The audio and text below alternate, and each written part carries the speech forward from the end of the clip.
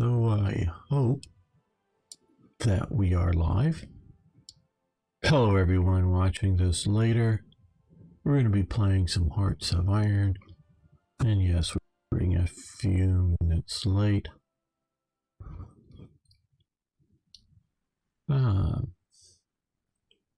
We can see that the war with Poland has started for Germany.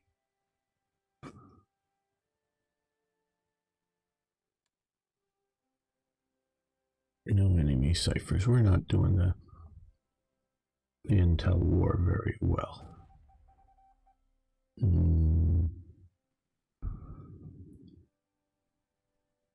No, we're not. Hello, IKB. No, we're not doing the intel war very well, and I'm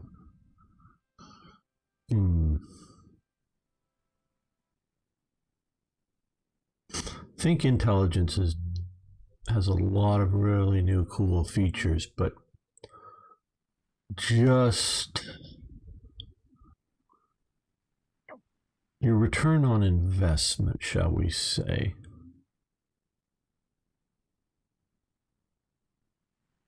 I don't know. Don't know how worth it is. It is. Okay. Now we need to, we can start recording an episode because people might like to see this. I want to, before we do war propaganda against Japan. Okay. Hey, thanks for hosting. And hello, Mecha Boy.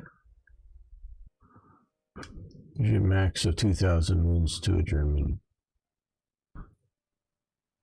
Okay, that's an interesting topic, and yeah,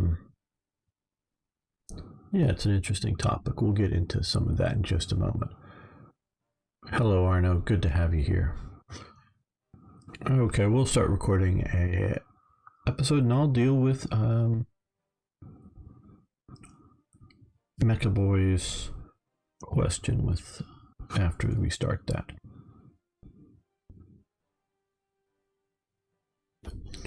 Welcome, fellow armchair generals. This is Gamer 1745 here with my continuing playthrough of Hearts of Iron 4, playing as the Soviet Union. Yes, we have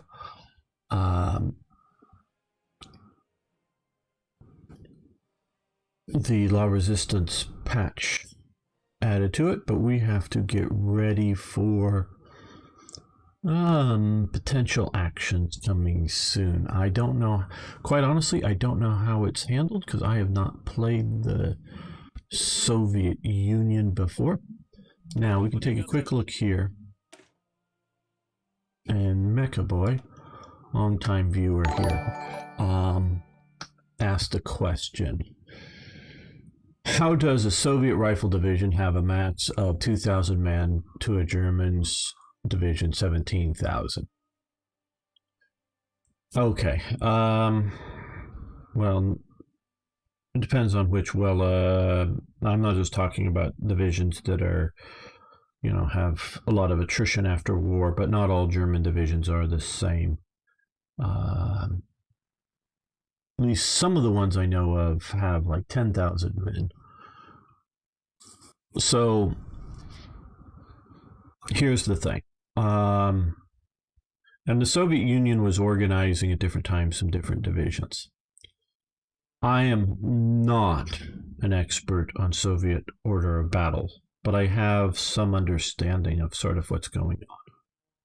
So I'm not going to go into a lot of detail, but generally speaking, once you're getting into the, 1941 and later era of Soviet unit size scales, once the war kicks off properly with Germany.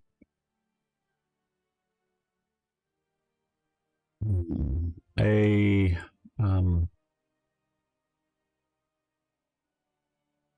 A division is about the strength of a brigade.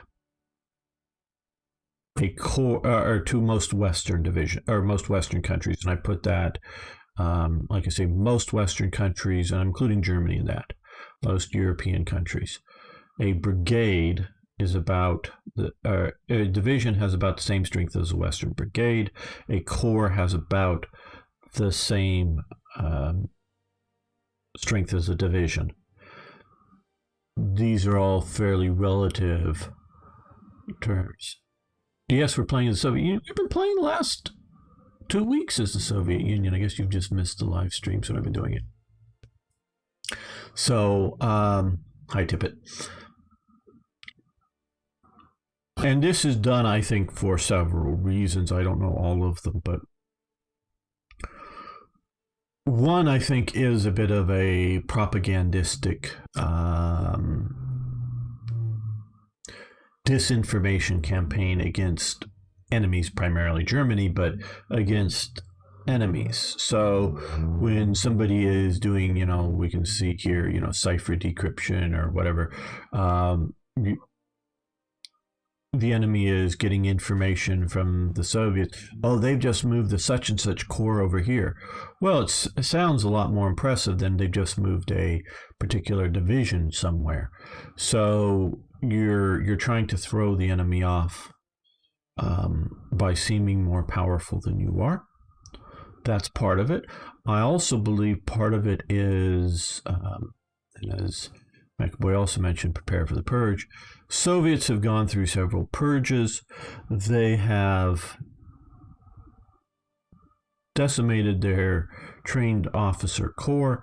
They have put absolute fear into their existing officer corps after it, into where the commissar, whose qualifications are political and maybe ideological. I don't know how strong ideological loyalty was, but definitely political loyalty, political reliability to central authority was the primary qualification. Not effectiveness, either in dealing with other human beings, being not just a good sport or something, but dealing well with others, which is always good in a leadership position of any type. And,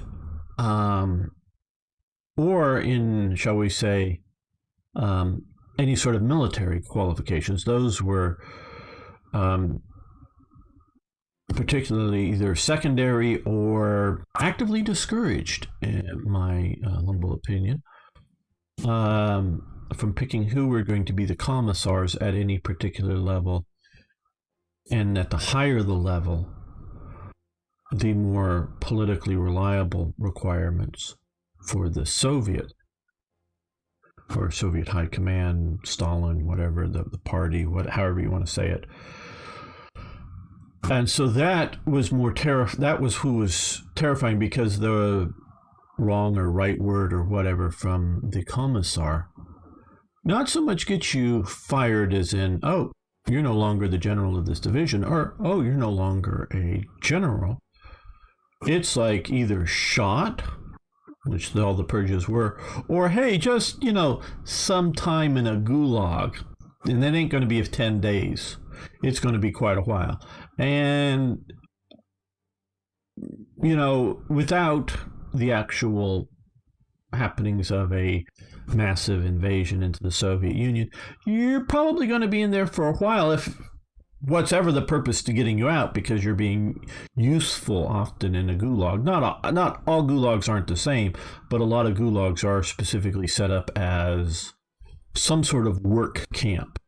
Whether it's, I don't know so much in production of like war materials or other sorts of factories, but often as in building infrastructure projects and similar things like that. So you very well may be being useful as a guy with a shovel, or you just may be there were just pure internment camps.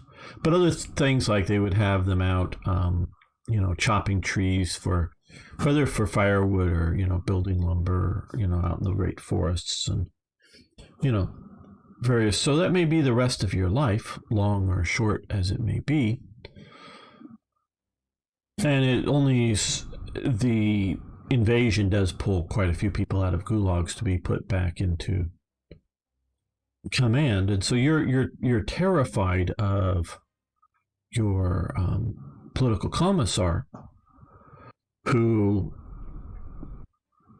either gets orders down his own chain of command or, of course, reads every military order being sent, just looking for traitors, treasonous actions, whatever it might be, interpreting every single order issued either by the particular military commander or by other, higher rank, higher chains of command, or even potentially lower chains of command, depending on where he is, for reading it in the most, negative possible light. We can't hold much longer. Oh, he's refusing to hold the line, or whatever. So orders that come through are often that don't necessarily meet the aren't necessarily based in reality. It's Chad said, because I can't play Bannerlords because they keep updating it when I'm trying to reinstall it. Okay. Yes, Australian is bad internet, which is probably part of the problem, but so and we can see this not just in the Soviet case. This isn't just modern social justice not acknowledging, we're the party of science. We can't scientifically determine who are men and women. What? Okay, yeah, okay. But we're, like you see, particularly France, but even other nations that have, the idea that when they're issuing the orders back at wherever the headquarters is, including like an airbase to go do an airstrike here, by the time, they've figured out and asked for the airstrike and launched the attack, conditions on the ground very well may have changed. And so do you say they've ordered a bomber strike on Moghilev? I guess that's a bad pronunciation of it. You've been ordered to do so. And as you approach the city, you see a bunch of Soviet banners flying on the ground. Do you, A, break off the attack, believing, maybe incorrectly, because it could be a false capitalistic ruse, or fascistic ruse, by putting the Soviet flags on the ground and returning to the airbase? Or do you strike it and know that you're killing Soviet soldiers? And when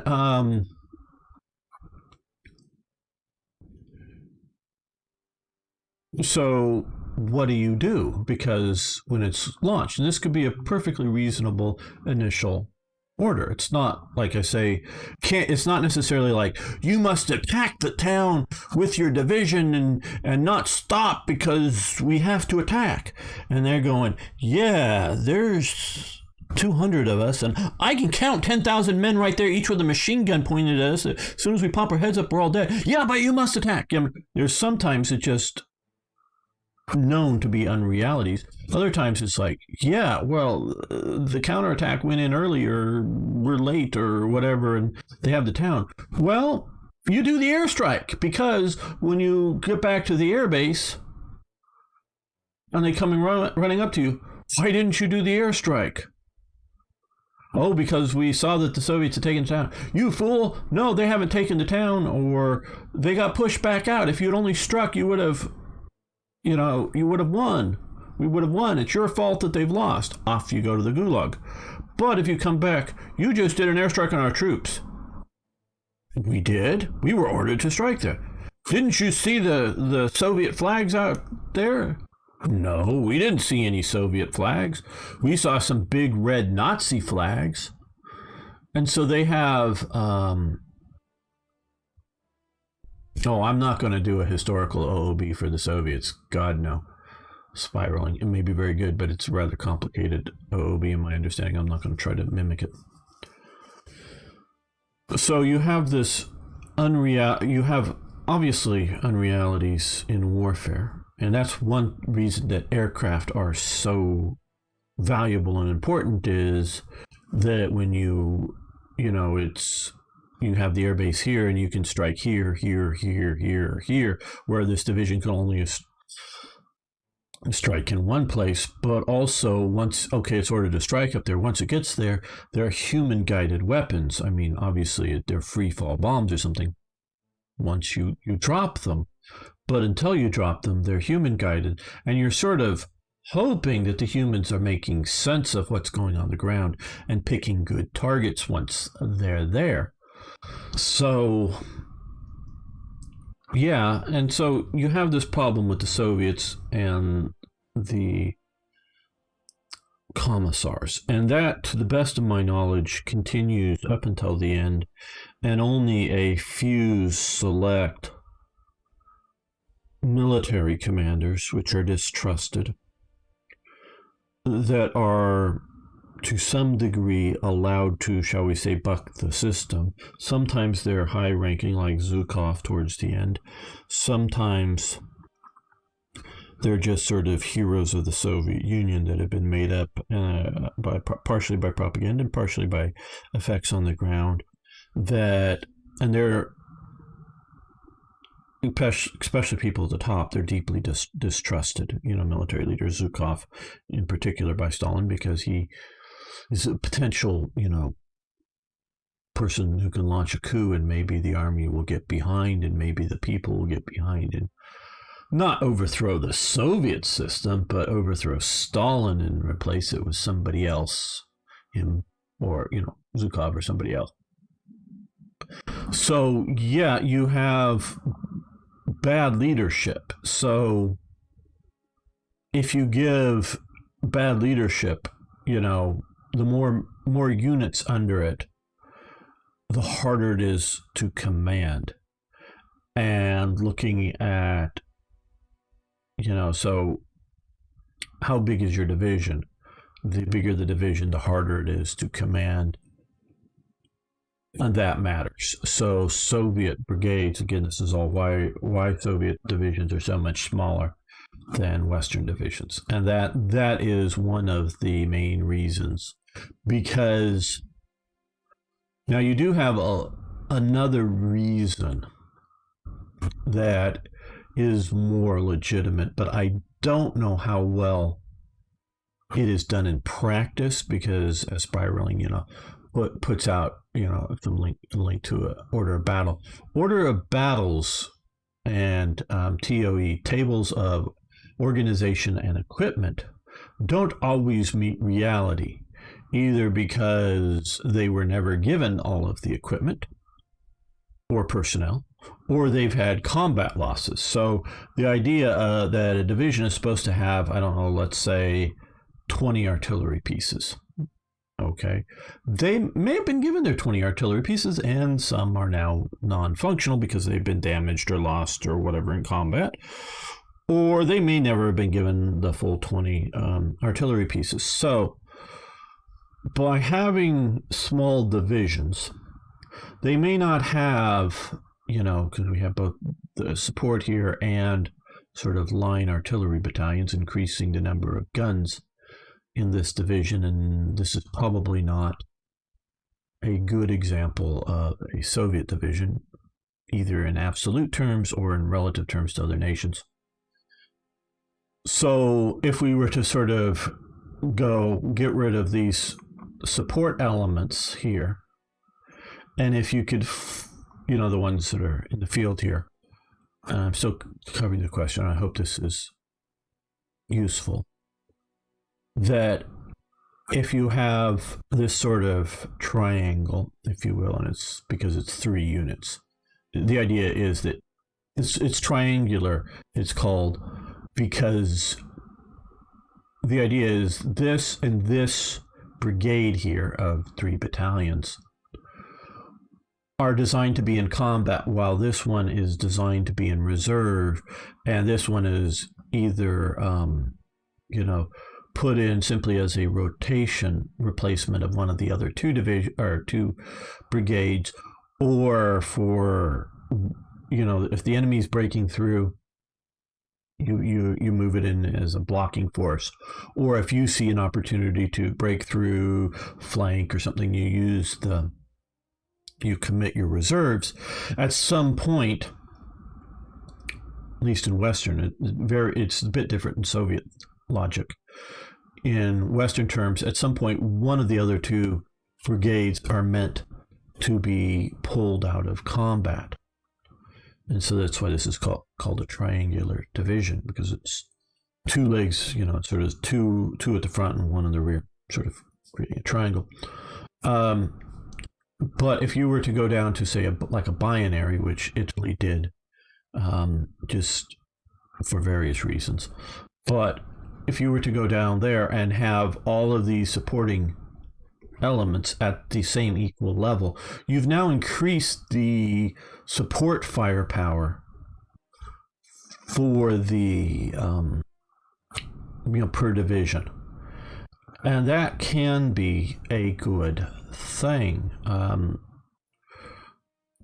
if you have it. It's sort of one way of dealing with. The other way is to simply increase the amounts of support instead of decreasing the amount of battalions, increasing the amount of support, so that all of these units are capable of getting the same amount of support as a few of these. So, and it's again partially a management issue, a command and control issue. And that comes into play heavily.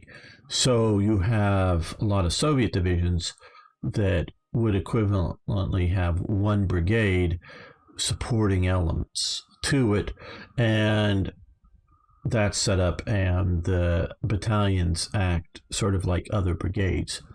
So I guess that sort of kind of long-windedly answers your question, I hope, if you haven't entirely left here.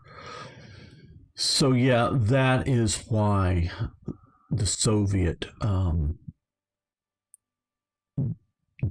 have such smaller divisions and setup. Now, we're not going to do that for multiple reasons, but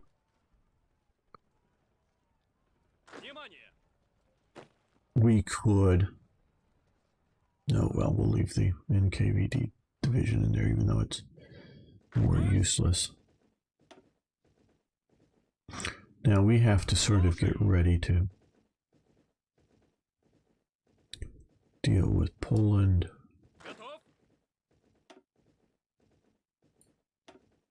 Yes, you can go away. We don't need you. We'll get it. So I do not know what sort of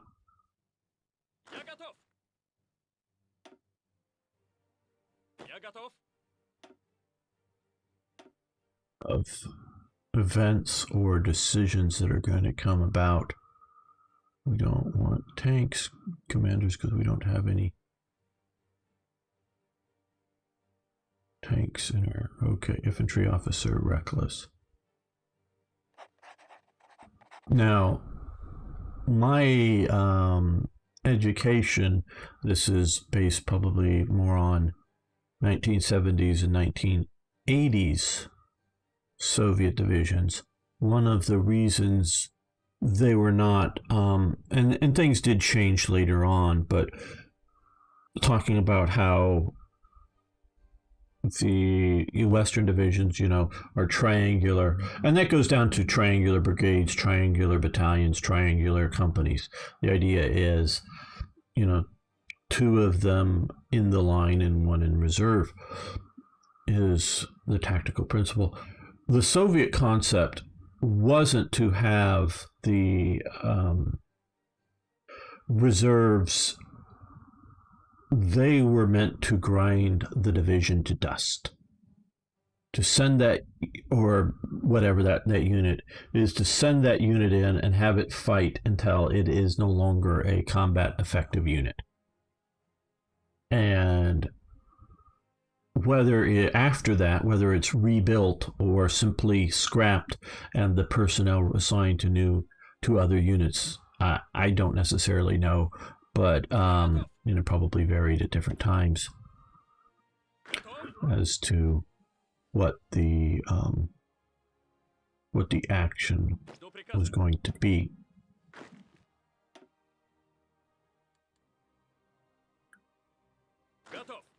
Okay, now, we're going to leave all these guys back at, well, let's, okay, now we're going to leave the infantry back at Moscow. We're going to move. Haven't really worried that much about the cavalry divisions as being something separate. Do we have more armor? And I really have not been looking at what divisions. We've been building infantry division. Okay, here's our armor division sitting up here getting ready to go into Finland, I guess. Okay, so let's do that. Let's add you to there.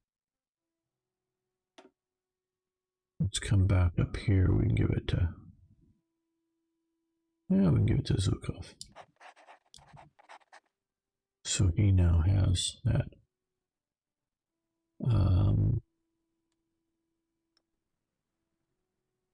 We ever get our armor divisions that we sent off to Spain back? Didn't, because not everything was dead. But maybe that's what some of these were. I don't know. Don't think so. Not sure. Not everything was dead when Spain surrendered. And I thought we got some sent back. But shouldn't they be under, well, maybe they weren't just those infantry divisions that I disbanded, so I don't know. Maybe that unit got disbanded. Okay, well, recruit and deploy. Let's take a quick look here. Yeah. Lots of tanks, a little bit of support.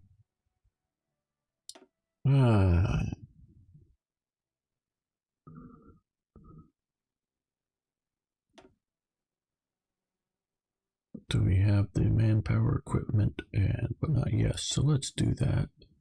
That will improve our tank corps a little bit, and let's train. Okay, what's our... Okay, we're building medium tanks, which is what I've been wanting to do to replace that reliance on light corps. So let's train up 2 of these. Let's designate Moscow as its starting location just so that we can find it easy and it's in the center of things. Okay, well, now let's come here. Oh, we're going to do it. Okay, let's get up.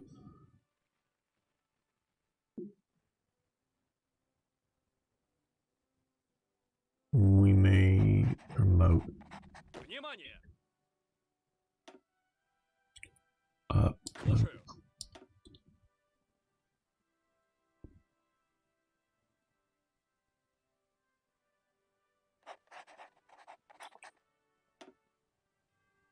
Promote up Zhukov or somebody to higher command.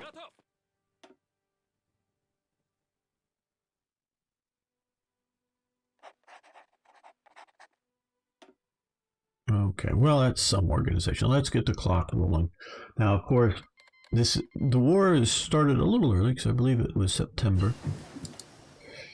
Okay, localized training centers for spies. I'm not doing, and I'm not good at figuring out this intel and how to use it, particularly for the Soviet yet. So I'm not going to focus too much more on it. I don't think unless you guys have a target that we can hit, because Poland's going to disappear, so there's no point in spying in Poland. I don't know.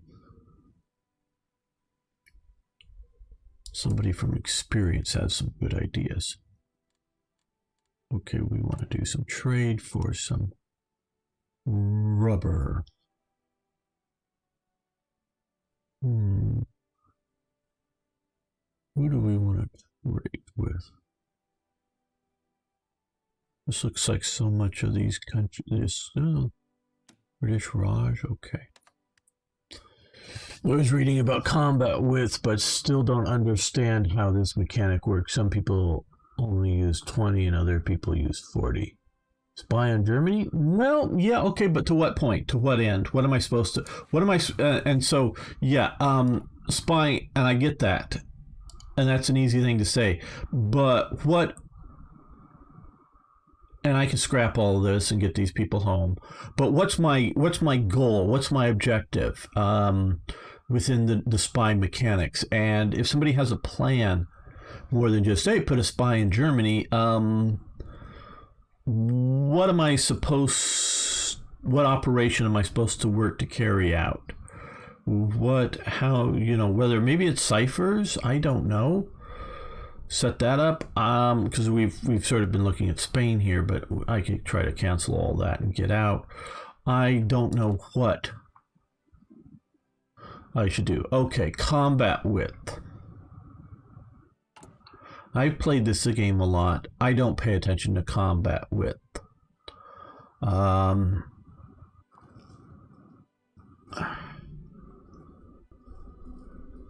Okay. There's two ways to look at any of these war games like this.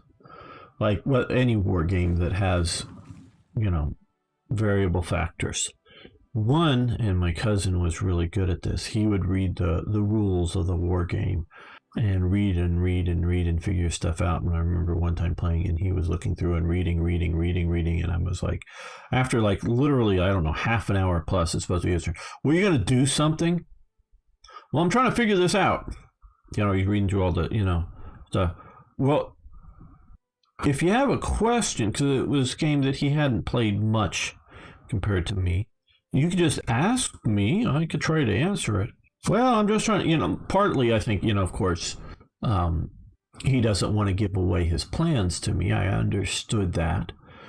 But partially he was looking for the optimum options. Okay. Sort of like combat width. What's the optimum? And you could try to figure that out. And there's people, as spiraling his comment did have said, I even have a hard time looking to figure out where the combat width is on the diagram here. It's here, I know.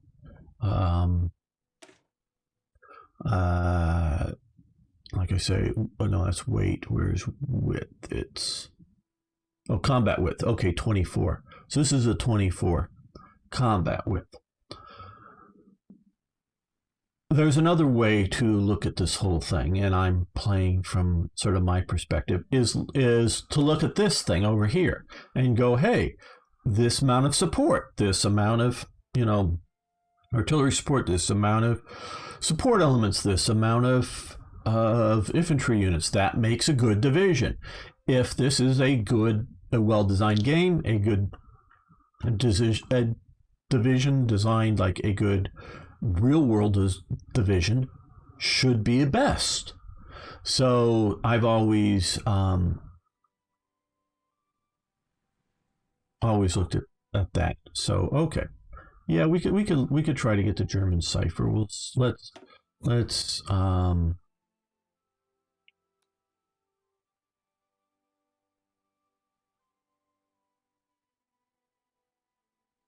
can we cancel this operation? Is there a...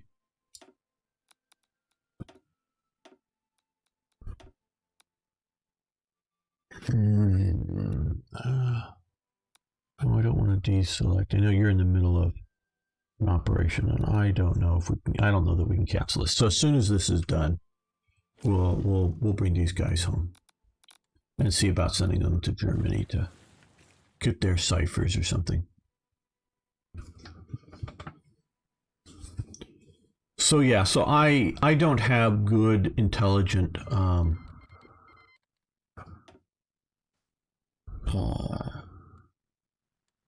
comments on what your division width should be.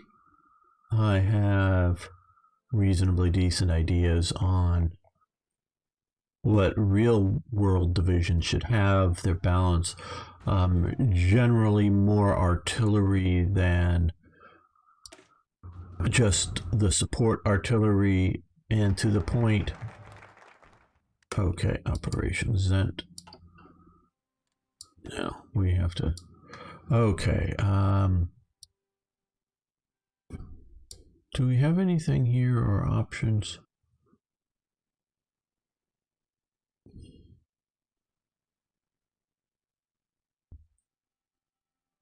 Proof the Stalin line, that would probably be annex Tanutuva. War with Japan. We're not going to go with war with Japan. Demand Eastern Poland. Yeah, I think we want to do claims on the Baltic security claims on Poland. So hopefully we'll get our part of Poland from Molotov-Ribbentrop Pact. But I'm guessing we don't. Invade. It's a bit more complicated for the engine. Okay, and we've been expanding and we will continue to... I am worried about simply handing radar over to our enemies. They get to use it once they capture the region. And let's look at I think medium tanks is a good thing to build more of.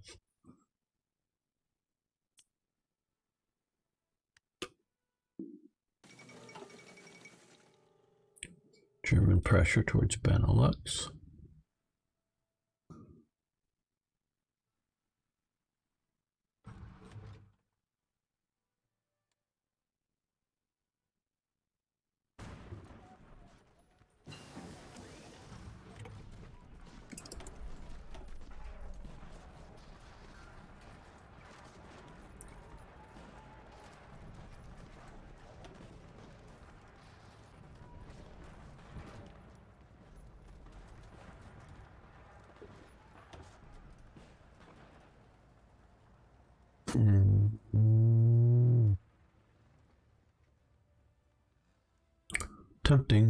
Tempting.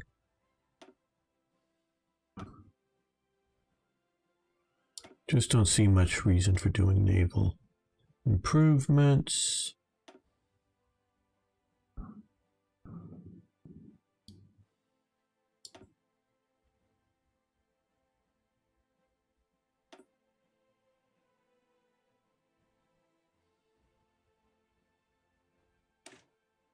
That could be really good. Gonna get to KV1. I don't know, Arno. One, there really isn't, I'm just seeing if something's popped up, really isn't a KV1 in the game. This is all freaking mythical. You have to go in and do the various improvements to things to try to shape it into that.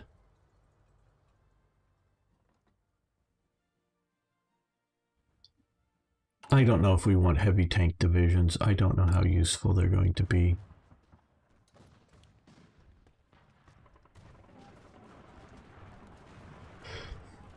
I think I'm building anti-tank. Oh, well, I'm here. Yeah, we're building anti-tank guns. What is my current stock of them? Okay, yeah, we have maybe enough to issue them out to our, particularly our infantry divisions. Okay, we already have anti-tank support there. In tank divisions,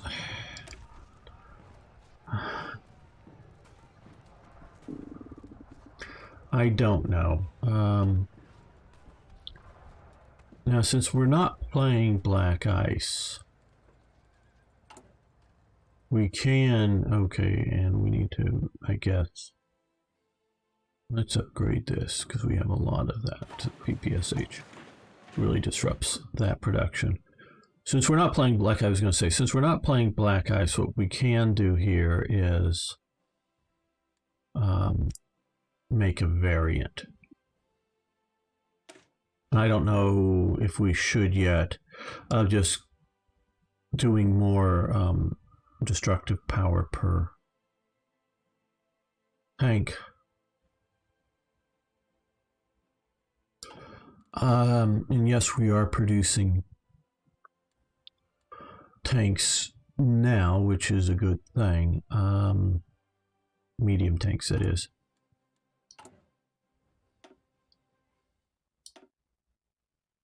We have what here, 41. Do we wait to spend, because we're no longer going to be generating huge amounts of army experience because we're no longer in Spain, and wait and sort of wait until 1940 and then push ahead with T-34s and build a lot of them and use for the armored divisions that as anti-tank capabilities.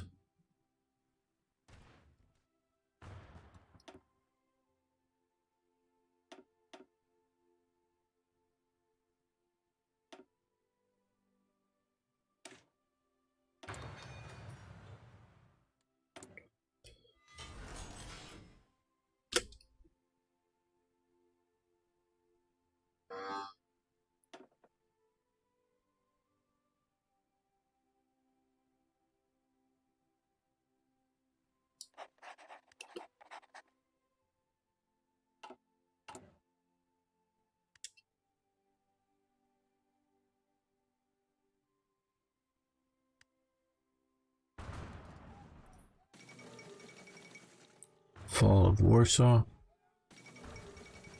Poland has capitulated.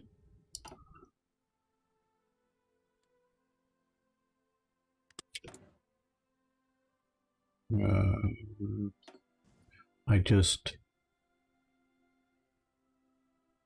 don't know of a better thing to do than continue to build up our armaments industry. I'm not saying there isn't, I just don't know of it.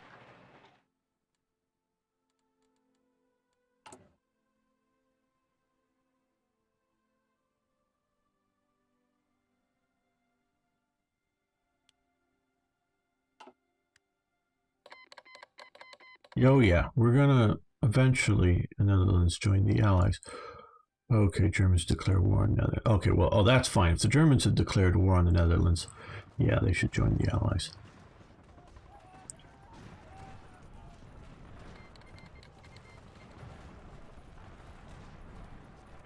And Belgium. So that's happening.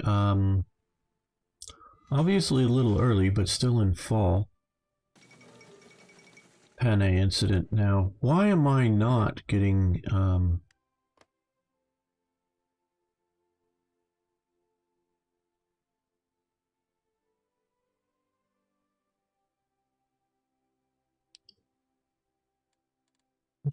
I thought we did the Molotov-Ribbentrop Pact. I thought. Oh man.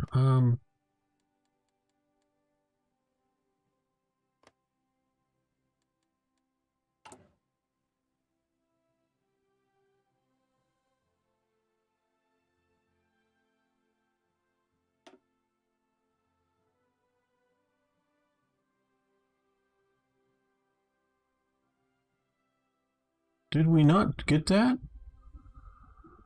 Was I too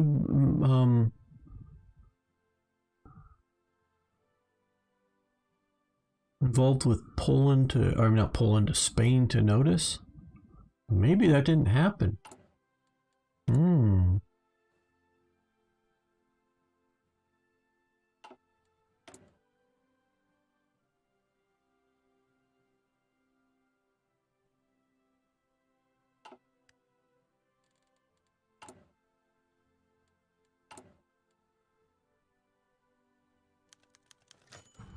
Okay, here, yeah, okay, it did happen. Good, good, good. Ooh, good. I thought it happened. Didn't know if I was losing my mind or whatnot. Okay. No, you. Okay. Where are you? Well, that doesn't matter really. Okay.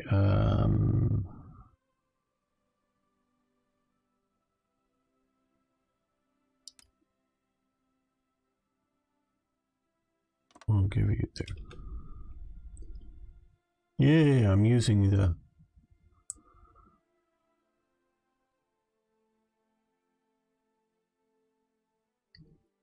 Now, just a bit of commentary here about games and expectations and sort of because I thought now it was last week that we played this for those watching later on YouTube, so it's been 7 days, and so I don't remember every detail of what happened previously, and we had been fighting in Spain, so I was a bit confused. But I thought Ribbentrop-Molotov had happened,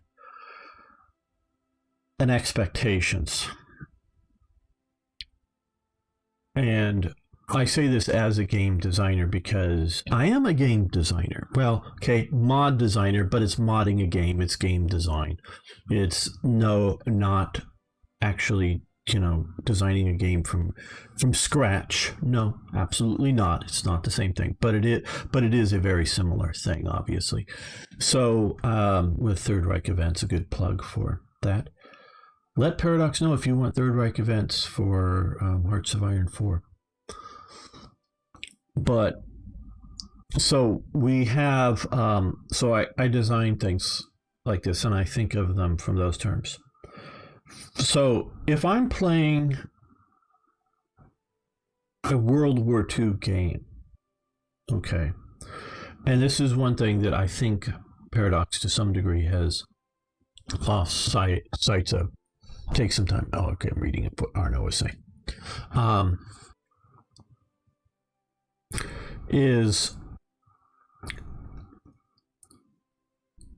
They've lost sight of it to some degree in that I do think that they're trying to please their Crusader kings and EU players, that they want to, paint the map whatever color. And when you're talking about, because I really love EU, it's been years since I've really played it. I was playing it for the channel a little while ago, but really should have dug in and played it.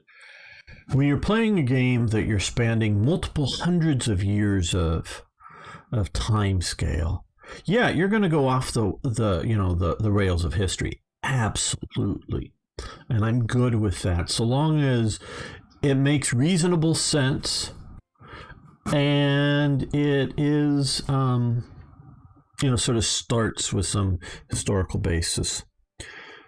This is a roughly 10-year time frame of a game. Now, should you be railroaded down history? Absolutely not. But your choices should be based within the historical realms of probability, of possibility, of likelihood. Those are all sort of different terms. Yes, but let Paradox know. They don't watch this stream, Tippett. I know. I can sort of complete building it if you just let them know and they say yes to things and strike a deal with me. We'll have it. But until they do, it's not going to happen. So I am, and some war games want to railroad it much more than I think is necessary. But what I'm looking at is I want the AI, so long as it makes a reasonable amount of sense, to follow historical expectations. I really don't want a game in which the US just decides to go to war with England because it's just decided to go on an anti-colonial crusade or something like that. And that just doesn't make sense. Now, if a player, if you have a human player playing America and they decide, that's a different matter. But I want the uh, I want the AI to follow something reasonably historical, so long as that makes sense. So going, instead of waiting until a specific day in 1940 to do Fall Gelb and attack the Low Countries, doing it early, okay, that's within the realm of history, because that was actually the original plan. It was the generals talking Hitler out of his insistence on a early rush into them in what would have been winter. Now we started, well, it's now getting into winter. What they started a little early. So yeah, that is a bit of a thing. Okay, we have recently, I guess. Yeah, we could just do more artillery. So we're going to grind through a lot of that, I'm sure. So let's increase, and partially we've improved things so we're not producing them as fast as we might.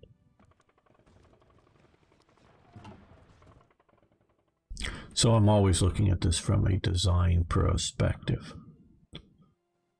Okay, well, yeah.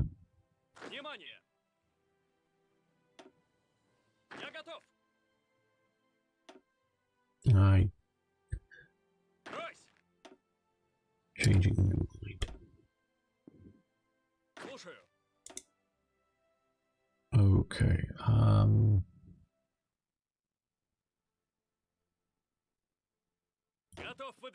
oh no, down here, that.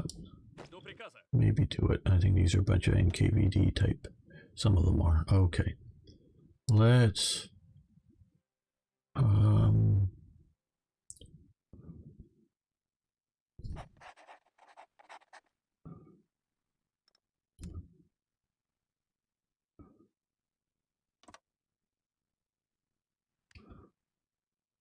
oh no, we want trash those orders. Okay, select all.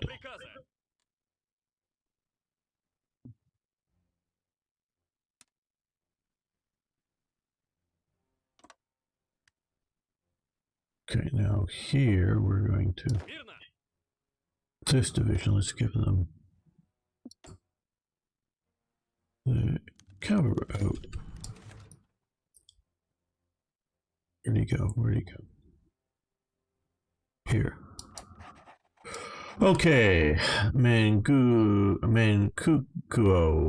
issues diplomatic protest. We have no. We're going to keep our attaché in China. We're getting a little points for it, but too bad, guys.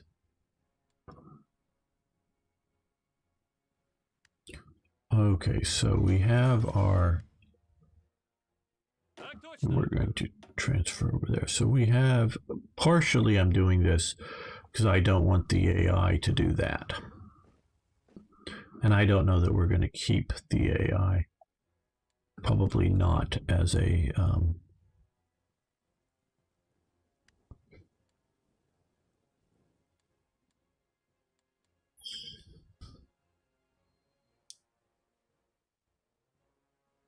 okay.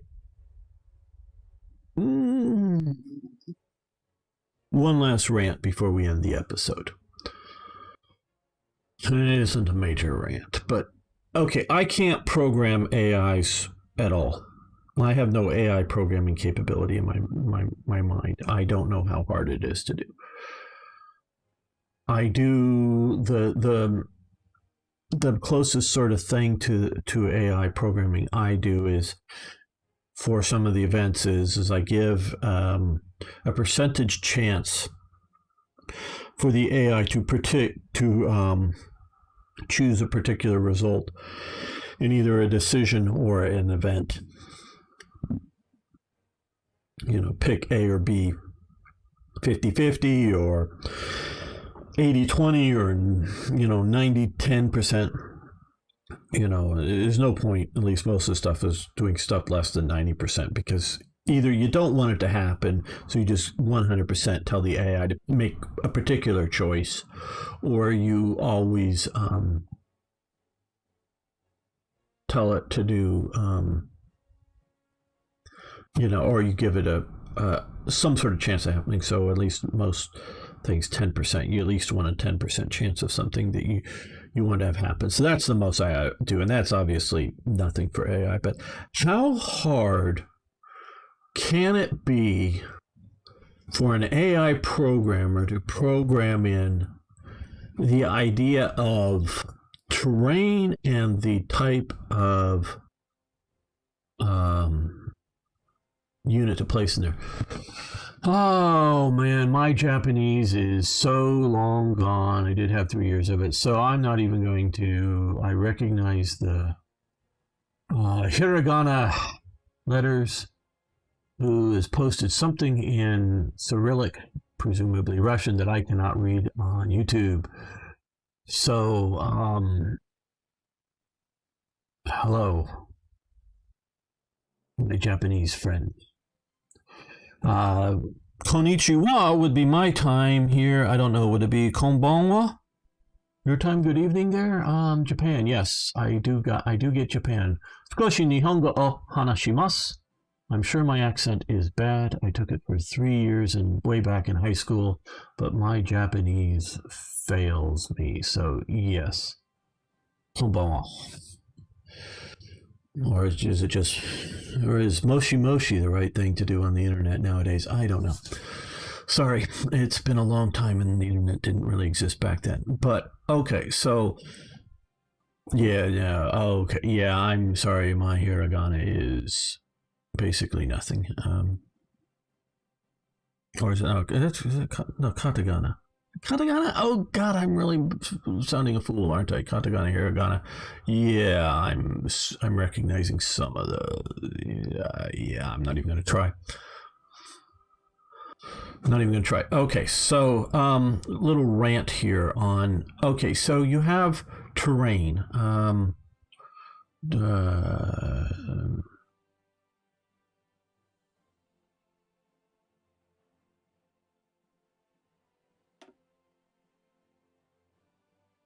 States, players, factions, ideology, infrastructure. Okay, I guess no, never mind. Okay, so we have terrain here.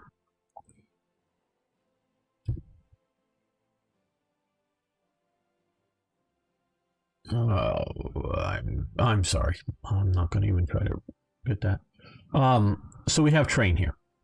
This is a plane.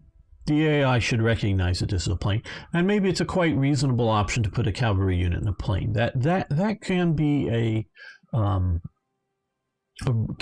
reasonable option. An infantry unit, yeah, that's a good option to put in a city. Yeah, okay. This guy's command here is this border. It has terrain. It has forest. Yay! It has a forest. Yay! Here's a mountain division. I don't know what sort of flags, but tags that may be there that you could put in there. But over here, what do you know? Mountains. You can't freaking program an AI. Hey, yeah, thanks for following on Twitch. And if you haven't already, please subscribe on YouTube. Can't you program your AI good enough to go, hey, we have a in our area of operation that's been designated by the human, mountains. Maybe we should send the mountain division to the mountains. Okay, we're going to unassign the unit, yes. And then we're going to, this is why I don't play, at least normally, and I'm not going to once we get the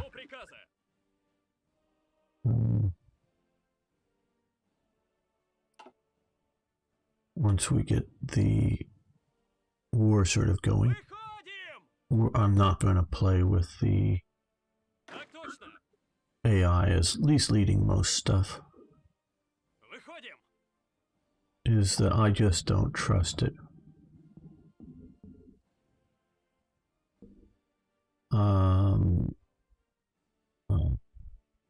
God. Dozo. Romaji, please. EA. Cyrillic. Wakarimasu ka?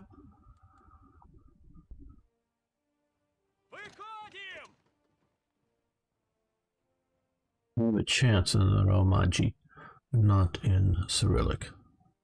So Russian. EA. Russo? Russian. Ingarisu? Dozo? Okay, well, we're going to end this episode, not the live stream. Live stream isn't going anywhere, but we're going to end the episode here with the fall of Poland and turning over the Eastern Poland to the great Soviet Union. Thanks so much, everyone. See you next time for more Hearts of Iron. Okay, yes, we will be continuing this.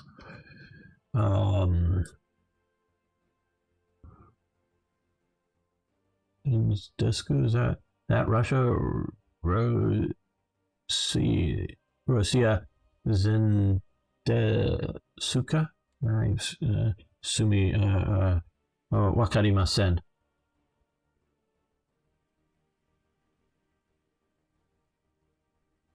Yes, I probably sound pretty silly in my limited attempts at Japanese to any real Japanese speakers. Okay. Yes, let's continue another episode here.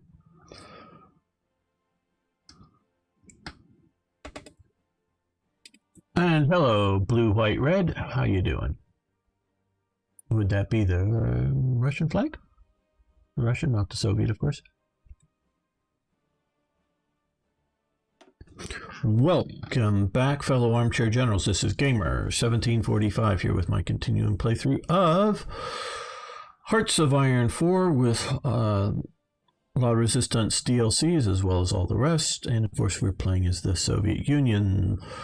Poland has just fallen. The Germans have honored, well, the Netherlands just fell, the Ribbentrop Pact. So we are occupying Eastern Poland now.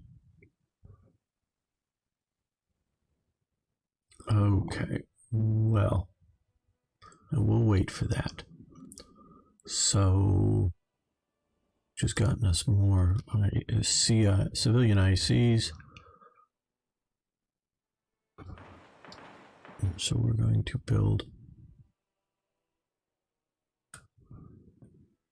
We can move that to the top just to get that done. And research. Australian, okay. Just wondered. Hello. Down under. You're not the only Australian watching right now. If Tippet's still here, that is. Okay,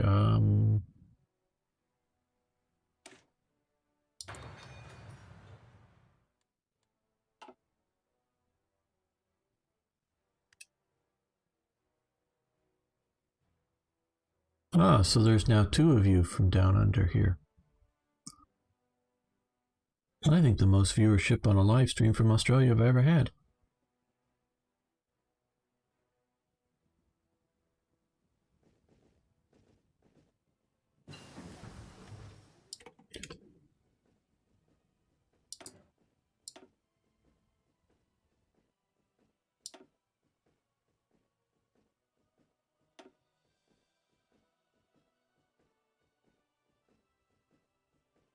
Okay, so we're almost to 1940. Don't know that we need Marines. We'll be... Okay, we can be upgrading the... I don't know if we're going to use paratroopers. Just don't really see the point of them as the Soviets so much.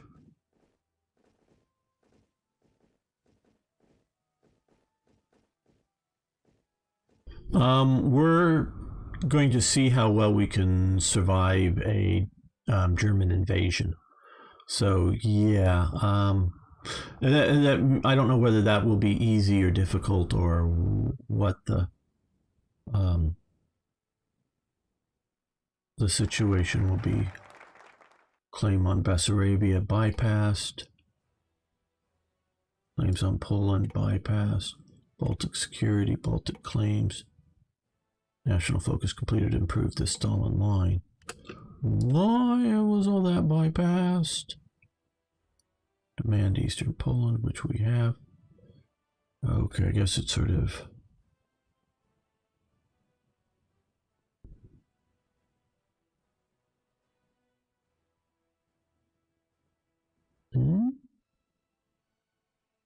Okay, I don't understand why all that just simply appeared there. Not saying it's wrong. Does that now give us the ability here to war propaganda, dispatch Soviet volunteer support China? That we may do.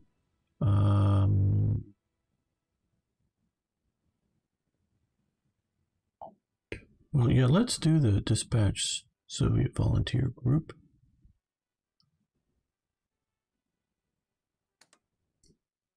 To China. Okay, well, we don't want to do war with Germany right now.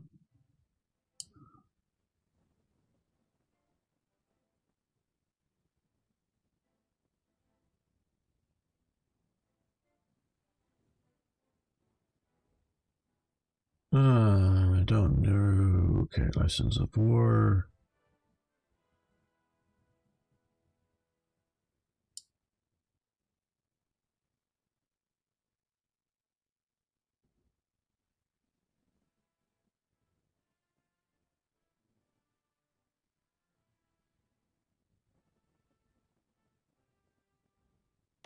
Yeah, we'll do this.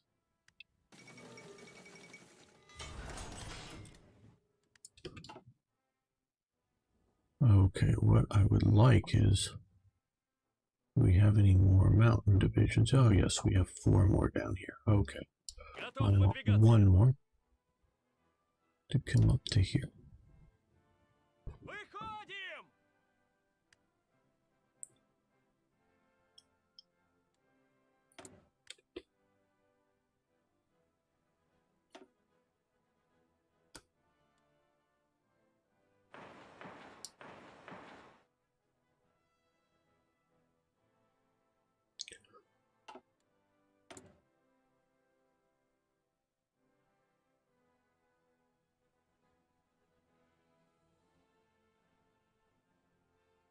Okay, I think we might want to increase our... Well, I don't know so much strategic bombs. Let's increase tactical and scout planes.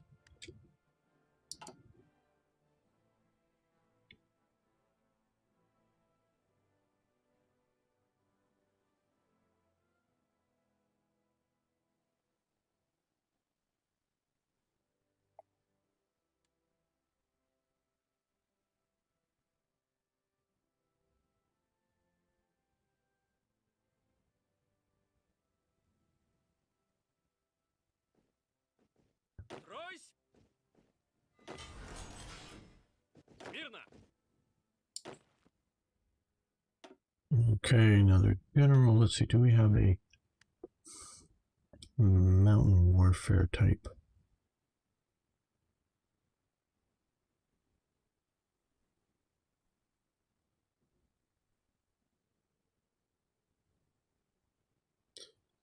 General at all? Okay, not looking decent. So let's see, we can go with an infantry general who's also winter warfare specialist. And let's hold the Hungarian. No, trash that.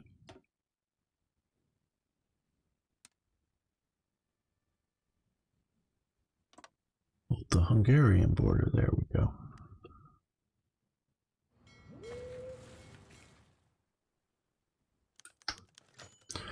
Talented new officers, lowers penalty, purge penalty.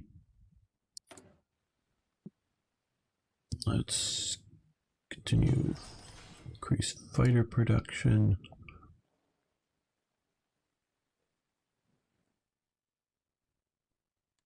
And with that, we need to trade for more rubber.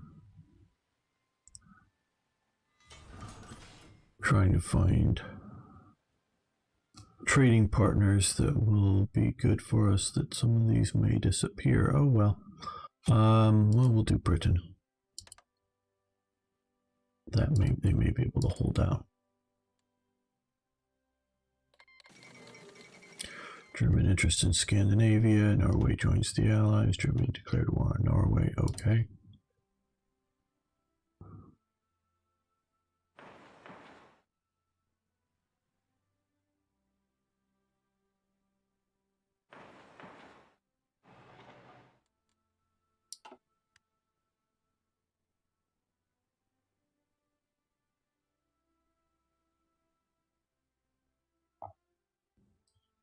So this is how goes the war in the West. The AI did not well defend down here, so France was able to push in there, which may or may not be a good thing.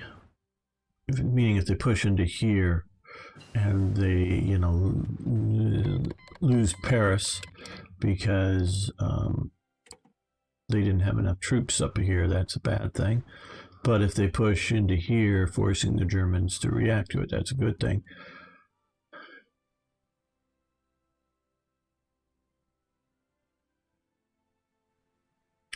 How goes the war in China? Reasonably well for Japan. SAR offensive, yeah, 2.0, that's sort of what it is. Not quite in the SAR, obviously, but yeah, a limited offensive.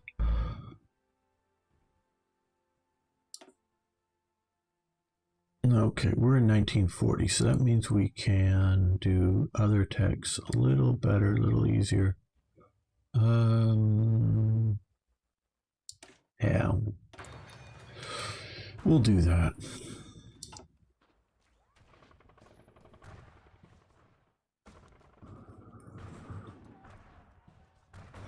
Normally it should just be a relatively easy job for France to hold against Italy, but even that's looking to be a bit of a difficulty for the AI.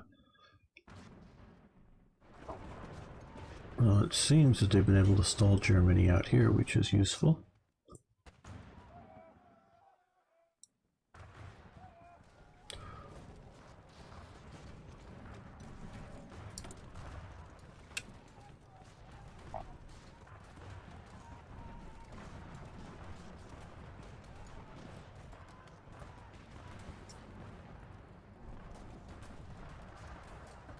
Let's continue with our aviation building program. We're looking at mainly using tactical bombers instead of close air support because of how big the area of operation is and potentially lack of nearby airfields.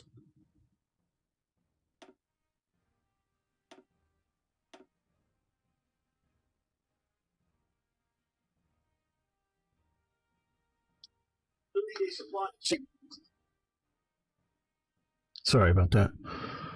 Okay.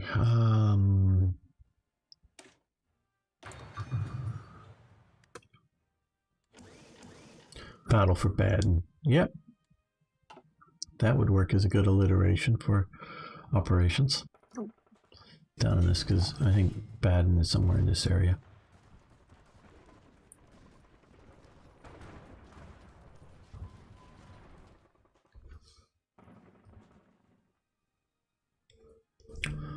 Now, I obviously had the recent sort of comments about how I think they should have easily cracked the idea of having flags. You know, this is a mountain division. These are mountains. If you have mountains in the areas of operation in your army, you should put the mountain units in the mountain provinces. that should be, in my opinion, a no-brainer. I don't know how hard it is to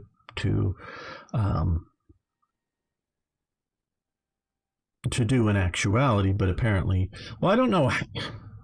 Quite honestly, I don't know how hard it is. One, and two, I don't know how much continuing effort into the AI Paradox is doing. They have a limited number of resources, people, basically. And they have a lot of games, and they need AI for the games. So I just don't know whether the continuing Hearts of Iron 14 continues to have an AI. It's a paradox. Good one. How much resources, do they have an AI programmer still on the team? Now, okay, well, I'm sure they've had to have an AI programmer when we're looking at, say, the AI programming for whatever they've done for spies. And, all of this, if, the AI is doing much of this.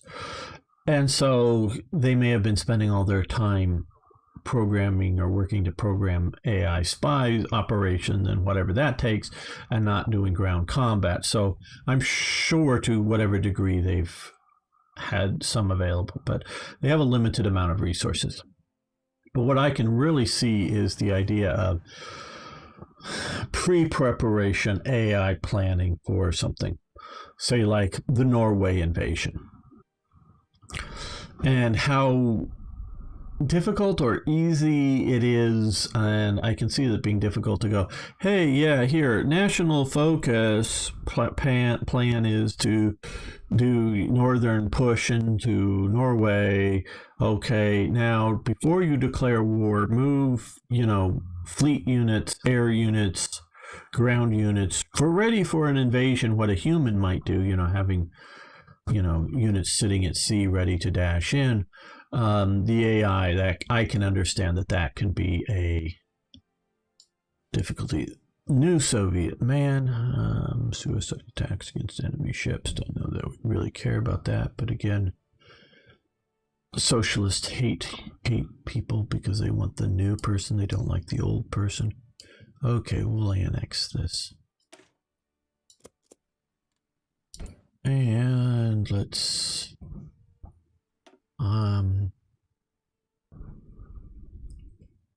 well,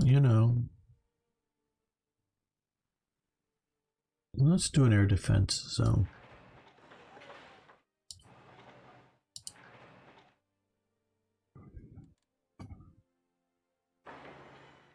There we go. We'll do an air defense zone. Not that I feel I have plenty of, because we need to expand our production of units. What do these look like? I know I've been putting some up at the front and haven't really looked at them. That's okay. Lots of battalions. Limited support.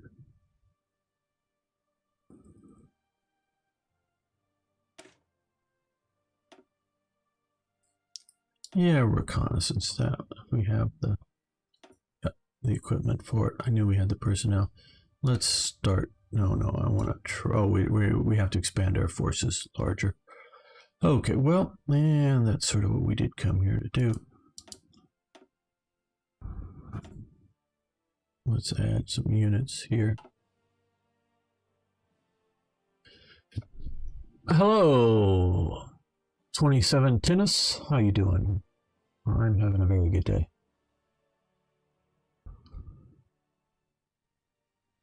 Yeah, I've seen a little bit about Shadow Empire.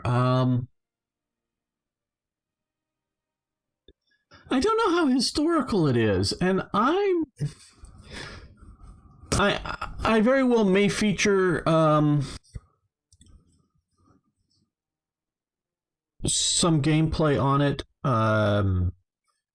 I've just gotten the codes and coming out the new expansion to Field of Glory Empires, and I want to play some of that this coming week and put some episodes on that. Now, that's, of course, a historical game. I mostly, I want to focus on, I want to feature, meaning have some episodes of strategy games, and can be science fiction and fantasy games, because I know you all like those games. I do too. I want to maybe do a second YouTube channel that focuses on sci-fi and fantasy. But for this channel, I'm mostly trying to stick to historical um, games primarily. Now, again, feature it so you know what's going on, but I don't know how much. Well, we could do some more. Another bomber, strategical bomber. Hey, thanks for following the channel. And those watching on YouTube, you can always hit the subscribe button there. Okay, that will.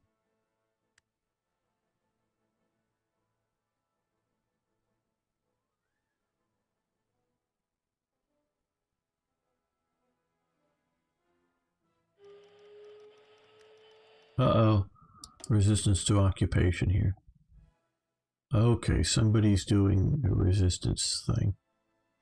And we have even more. Okay, let's increase our tank production as well.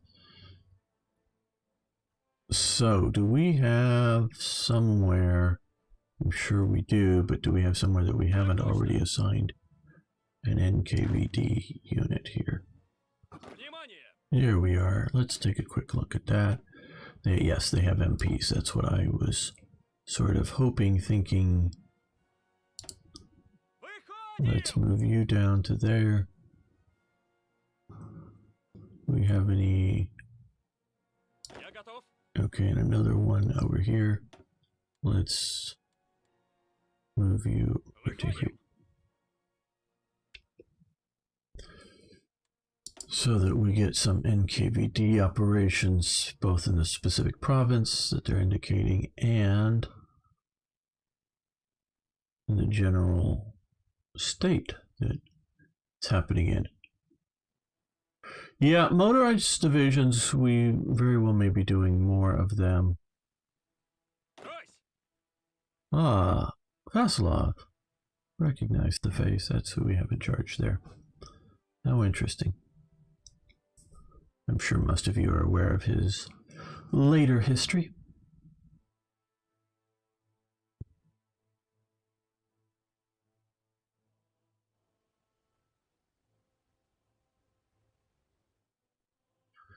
Okay, now.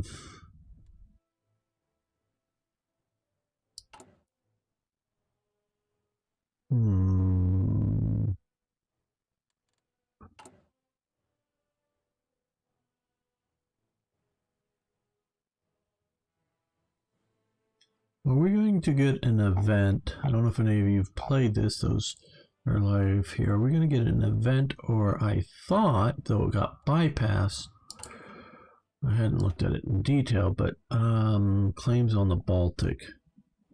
Yes, we have claims here. This says it's competed. Baltic security gains communist daily suppressor. Demand Eastern Poland.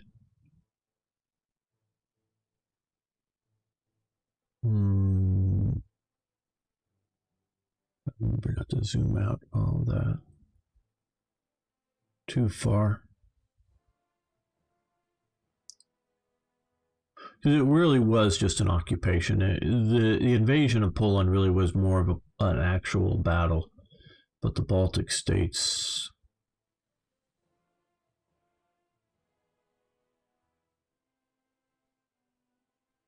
Communist pressure, daily support gains, yes. Baltic security claims on Poland.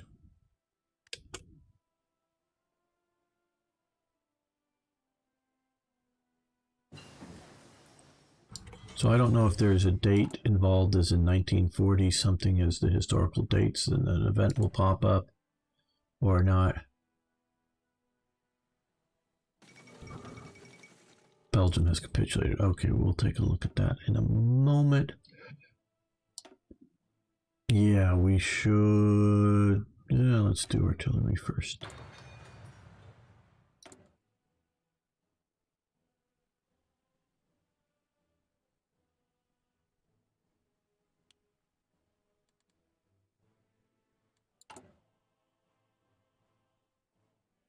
Okay, the British Raj just dramatically cut our...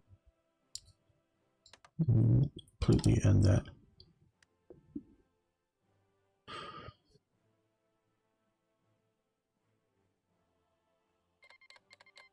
Luxembourg has joined the Allies now that Germany has declared war on them. Well, surprisingly, France is holding out. Well, Luxembourg has capitulated. Okay. No, we're leaving our attaches there. And we're going to do the 45mm anti-tank guns.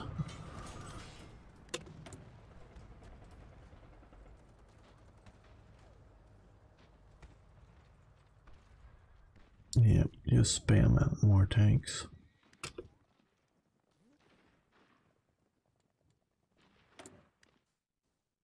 Okay, we're mostly, well, we're all building.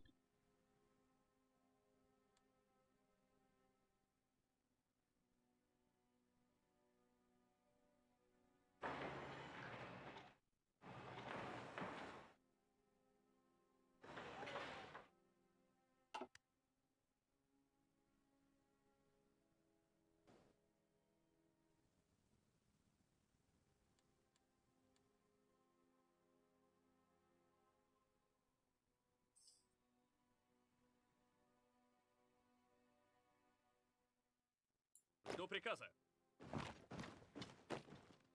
Выходим.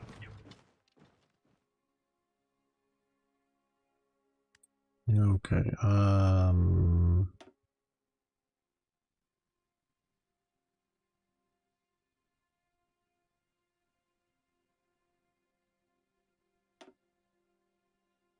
right, what I'm really looking for is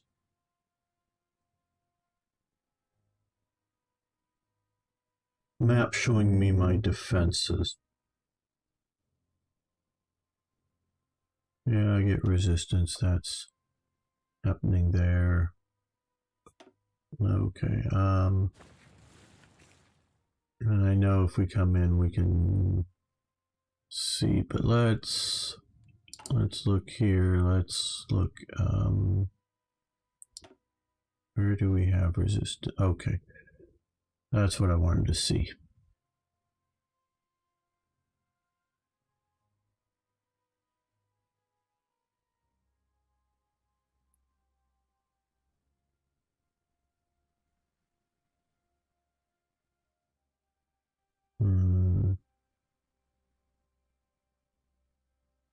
Not necessarily the best resistance line I could think of, so let's also start seeing about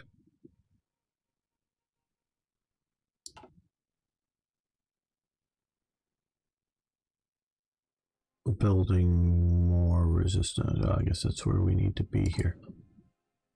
Once we get some of that done,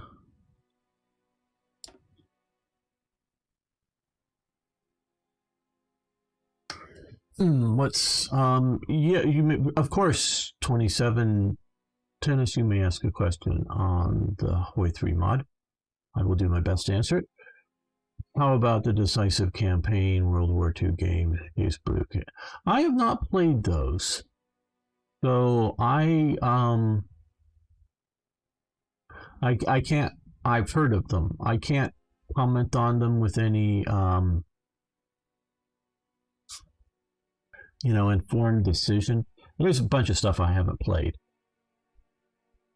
Now I will say in general concept, because also I have played things like Gary Grigsby's War in the East.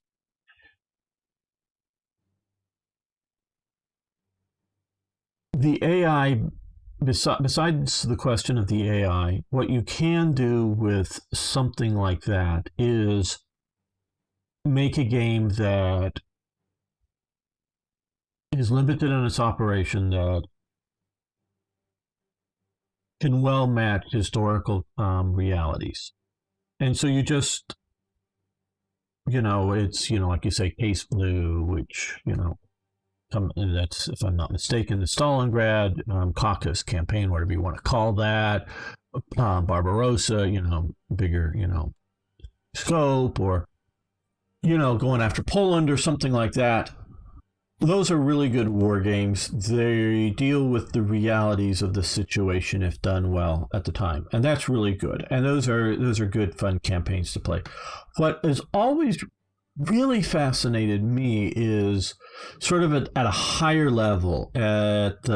What if you produced more Panzer IVs? And if you could either produce more Panzer IVs and then either maintain the full strength units that you already had, and or increase the number of German panzer divisions, can you change the outcome of Barbarossa? Now of course you can go, can you change the outcome of Barbarossa based on what they had historically? That's a good question, but that can also come down to simply being playing against a good or bad player on the other side, whoever's playing the Soviets, as opposed to how good your forces are. So I like the grand strategy a little better, but it's also a little harder to do. Okay, you're running 8.5, but there's a bug on it with Germany not doing his war thing. So can I just copy and paste into 9.4 into the mod file, or no? You need to basically have you need to install the other game. You with Germany not doing his war things, very well may be, if you're using the newer version of the game from Steam that has the security bug fix in it. I'm understanding that is breaking a lot of things, particularly with Black Ice. So you need to run the version without the security bug fix. Yeah, means you're running a game with some potential security leak problem. I don't know exactly how vulnerable it's leaving you, but I've heard that causing the same problem with later versions. So I don't know if that's your problem, 27, but I have heard that is a problem. Okay, so what we want to do is hold whatever river this is. Sorry, I don't remember. So we're going to put fortifications along here. And yes, I do know that is the Pripyat marshes, but we are going to try to hold this side from being flanked. So that is going to be a bit of a defensive line there.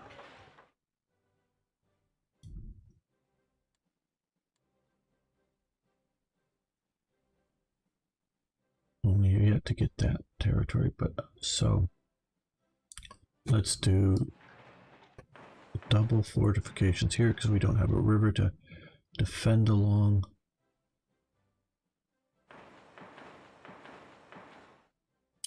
Okay, that is going to be our...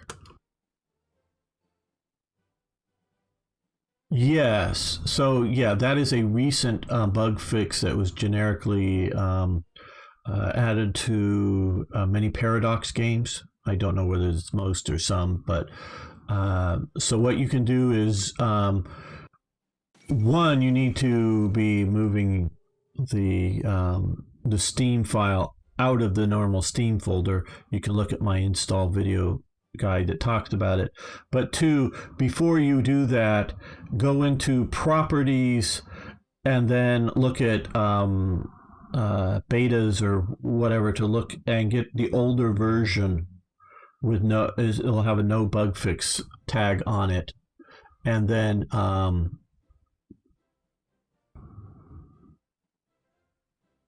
oh, well, okay, also know 27, as soon as you tag switch to Germany, your game is fucked. So don't even consider playing any Black Ice game once you tag switch once for 1 millisecond. So never do that, because otherwise your game is completely fucked. You're doing worse than anything possible. So yeah, once you tag switch once, your game is fucked. The fall of Paris. Just know that about Black Ice. Never now, if you want to, like, I want to see what the other side's doing, make a save, tag switch, and then completely leave the game and go back to the previous save. That just for looking at what the other side's doing, because there is problems with that, because Black Ice codes things. One version for the AI, one version for human players. Once you tag switch over, the country you've been playing now shows up to the game as being AI controlled, and it shows that the country you've just come over is now being human controlled. So that screws those up, and when you tag switch back, you're screwing it up even more. So yeah, don't ever tag switch and continue playing a game. So like I say, if, say, we're playing this and we want to, I want to see what Germany's doing, something screwy. So then you just go up, save the game, tag switch over, look at Germany, then leave and come back into your save before the tag switch. And then obviously that save is fine, but you just get to look for informational purposes, maybe spying, but look for informational purposes on the opposite thing. But you can't jump back and forth. Just that's the way Black Ice is coding stuff, which is really cool, because the reason it's cool is sometimes, as we're saying, is the AI can't always make good decisions. So Rudolf Hess dies in this version in his in his flight, shall we say. So yeah, so that's so they can do stuff that is good for the game, but a human player can handle easily, but an AI can't.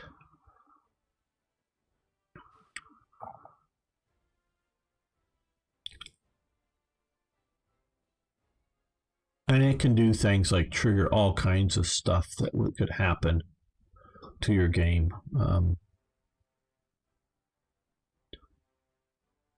And some you may not notice. You're playing, once you go back, you may not notice what's going on with the country you jumped over to, but it will be a bit of a problem. Okay, why do we have this guy in the city?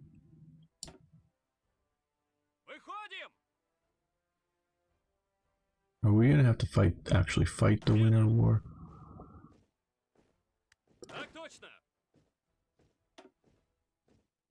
Well, you're an NKVD unit. You're an NKVD unit. You guys are not. But you need to hold that. Yeah. Denmark has capitulated. Well, let's move one of these NKVD. Yes. Units that we found here. Down to here where we see resistance operations.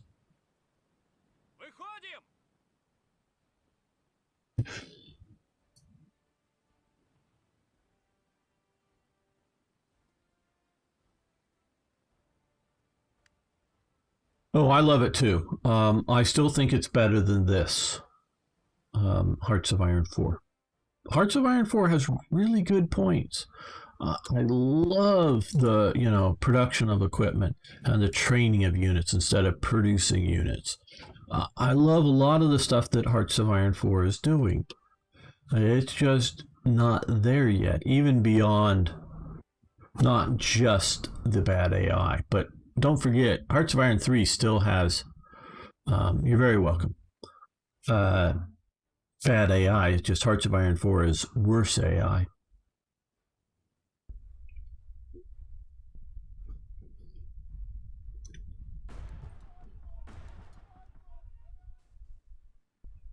Okay, well, at least Germany has successfully... Oh, and Italy has successfully invaded Norway, or at least landed troops in there. Oh, interesting. Okay. The annexation of Tanutava. Very nice.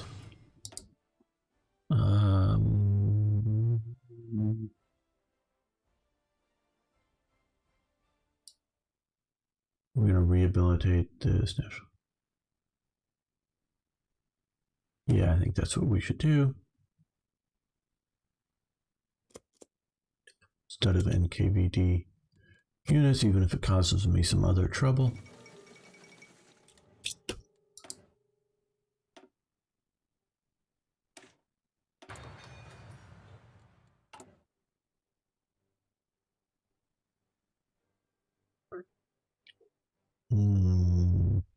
Okay, well, we have... I'm just partially getting ready for the meat grinder of things. Let's see, we have some... Instead of having two different types of armored divisions, which is not entirely a bad idea, especially if you're going to have, say, a few that have a heavy tank company or something. That isn't entirely a bad idea, but let's see if we go to armored battalions to a medium tank battalion. Okay, we need 600. We have 555 available. That's good. For a peacetime, understrengthening it a little bit is fine. So we will do that. So now we are starting to... But to counter... Oh, no. Stay there. We want to come to this here. Let's add a bunch more factories to produce medium tanks to get the shortfall and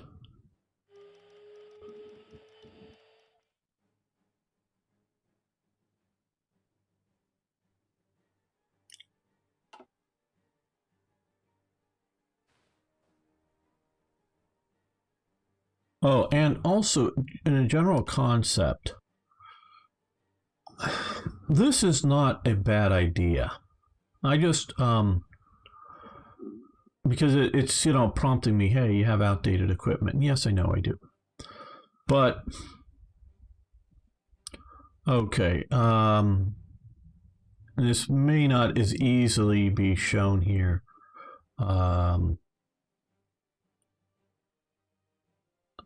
The effort it takes to make this here, which is currently 2 steel and whatnot, versus here. See, this factory resource per factory is 3 steel for the PPSH, is 2 steel for this. So producing outdated equipment, not just simply that it is more streamlined, can simply just mean more equipment for cheaper use. Now, when you're talking something like anti-tank guns, you have the sort of metric is, will those anti-tank guns be, you know, are you shooting 37 millimeter guns at Tigers? And not probably, you know, going to work so well compared to shooting, you know, 88 millimeter guns, or Soviet version would be 85 millimeter guns at Tigers. So there is sort of that sort of factor in some of this that makes needing to keep up to the times a bit more important, but it's not necessarily a always a bad thing. And so just keep that in mind when we're looking at some of upgrading in numbers.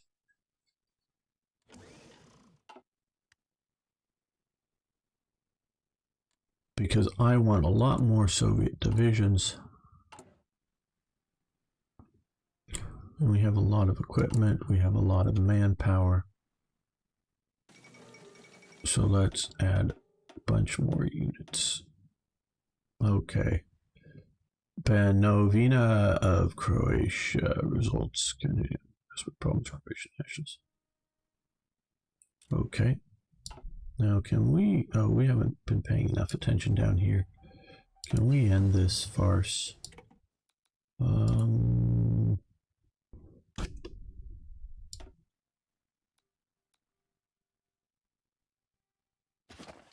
Oh no, we don't want to dismiss the operative. How do I cancel the operation? Or is it?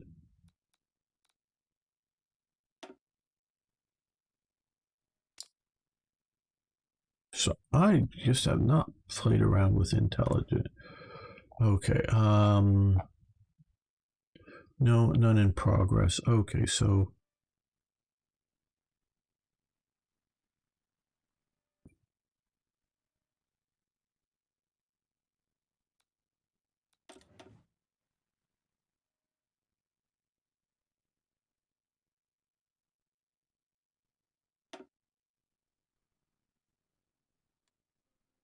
I don't want you to come home.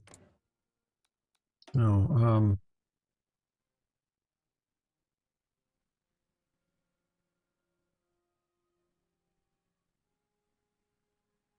I want to dismiss. Maybe just assign. Okay, we're going to assign him to the new area. That's what we'll do. So, oh, okay, oh boy. Okay.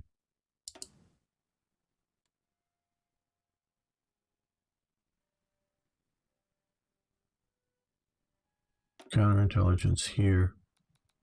And counterintelligence here.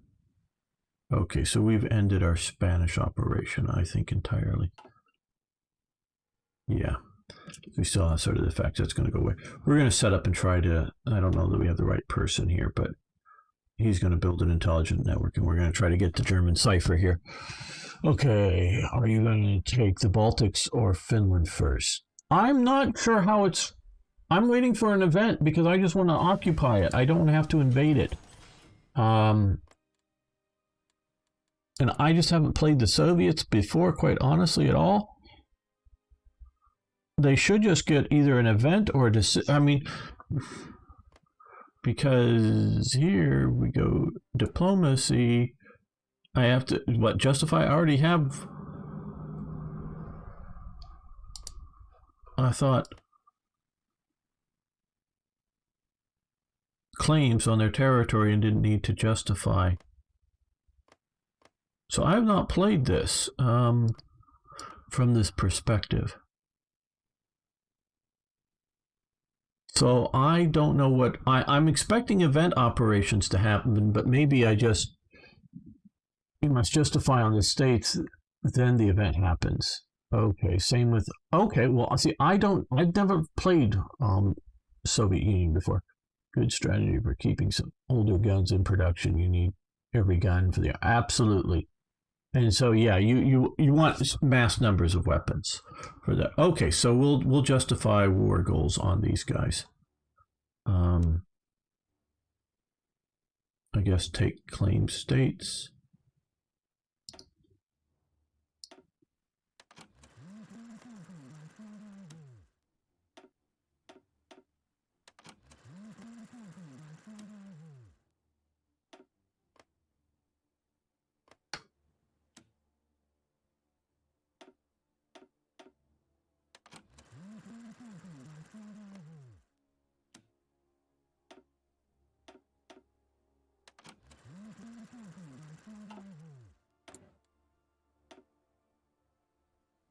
Yeah, I know it may seem sort of ridiculous, but I really have not played the Soviets before. Don't know if we should do Katyushas or not. Okay, radar detection. Okay, we'll do that. And no, we won't spend our more because we may decide to make variants because we're not playing Black Ice, which is locked into. Now here we will upgrade because I want the better armor penetrating values of improved guns, but we, like I say, may be making some variants. Let's increase the number of fighters.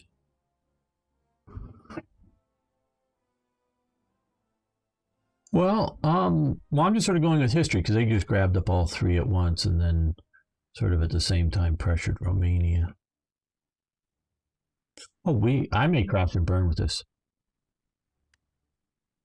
Oh, I don't know. I'm not claiming I'm going to win this or anything particularly great. Okay, we are.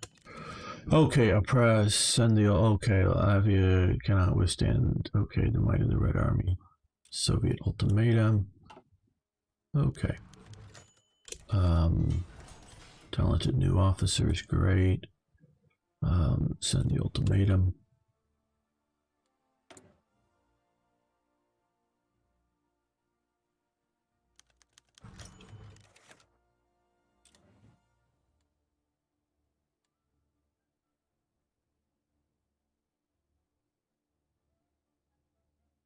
Let's do more scout planes, see how that works out.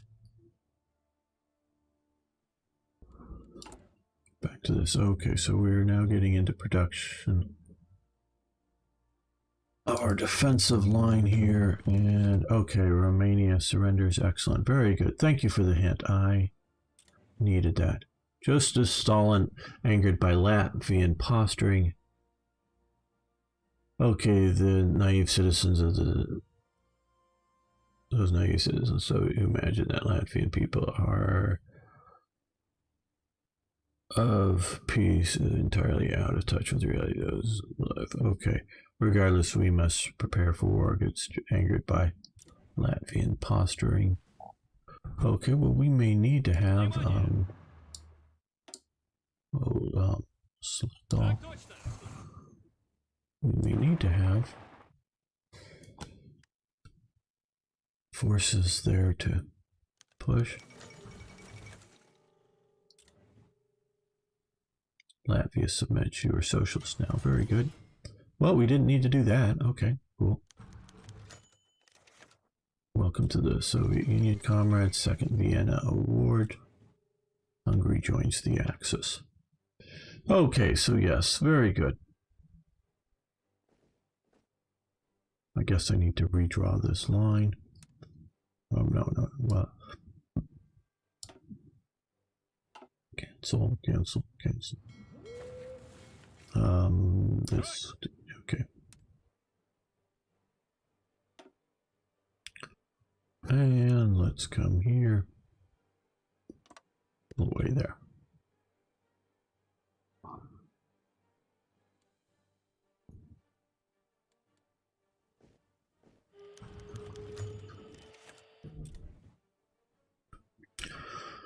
There we go. Well, now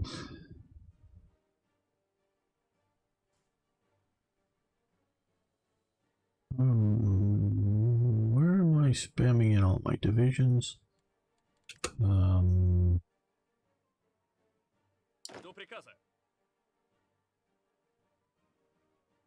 Here. Okay, you guys come up to here just because we may get a fight with Finland. So, well, we're going to end this episode, not the live stream, but the episode will be ending now. I want to thank you all for watching. Thanks for liking the videos. If you haven't already, please subscribe to the channel. Of course, you can follow me if you want over on Twitch if you like. See you next time for more Hearts of Iron. Okay, I'm going to grab a Coke and be back in just a moment to continue playing through. Let me just save this just in case. So I'll be back very soon.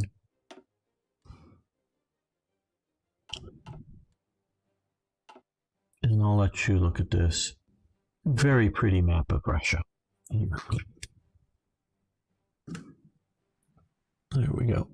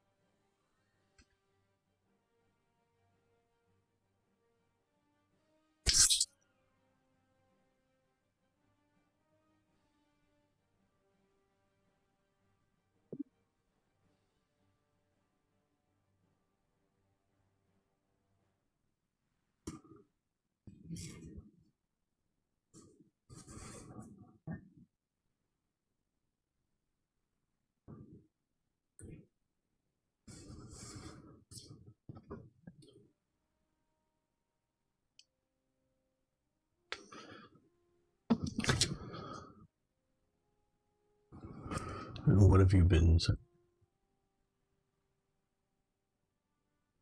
Okay, just to fly on Finland. Yeah, well, we're gonna get ready with. Because I figure there may be a fight for Finland. I don't know how they are doing the Winter War. Normally, it should achieve a certain goal. Finland then gives in. So I'm sending up some divisions. These guys can come back.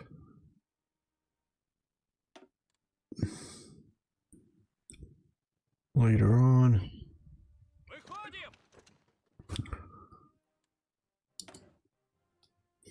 Okay, well, we've gotten a few more ICs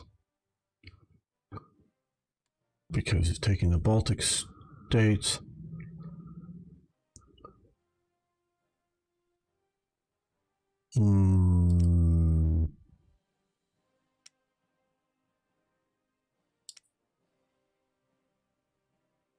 Are we producing any armored cars? No. That could be good. We'll do some armored car production.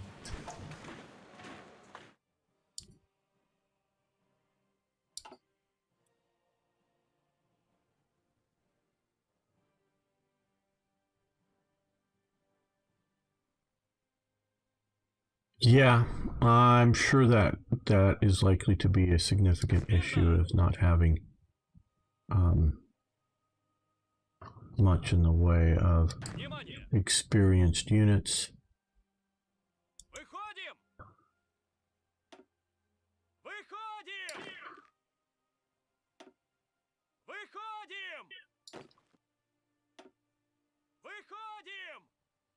My general posture is going to be a line of divisions along the border with Germany, just to sort of give them that. And I'm probably, well, these are like NKVD, suppressing revolts. Probably going to weaken them a little bit here, and I may even allow it to just be the AI running that. And then holding back here a defensive line along the sort of river line here. And I'm planning on maybe micromanaging that a bit more entirely to try to hold that. Oh, we should be recording an episode.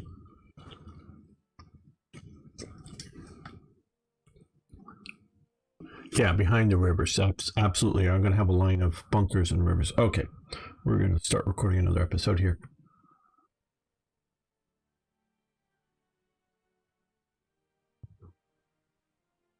No, it's not a decision to do that. You, I guess, just have to justify it. Or no, take the Baltic states.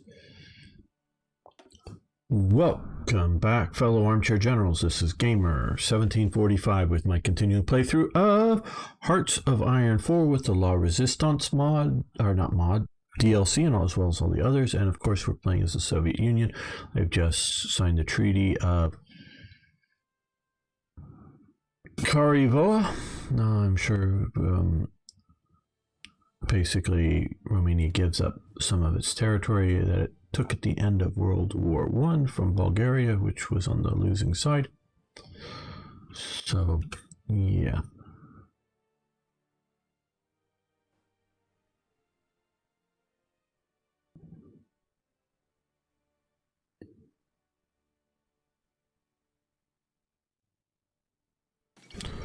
Well, yeah, areas of operation, I'm not sure which is better. Along one, Norway has capitulated. Okay. It's still happening. I was looking at an earlier comment on an earlier episode, those that are watching later. I don't know how much effort they're putting still into the AI, combat AI paradoxes for Hearts of Iron 4. I just don't know. But what I was seeing and what is concerning me is in Spain when we were playing, the AI was doing a lot of strategic redeploying of units and relatively short distances. The big problem with that is, although it gets the unit there and like plugs the gap, as it were, and that was often what was happening, either because I was creating a gap by dashing in some armored units, and so it was, down here I broke through and dashed in and grabbed a bunch of territory, and it was grabbing units from various places and strategically redeploying them down here.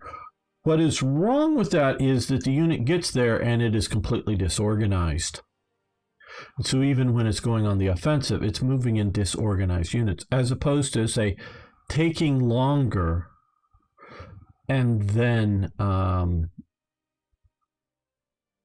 attacking or moving in with full organization.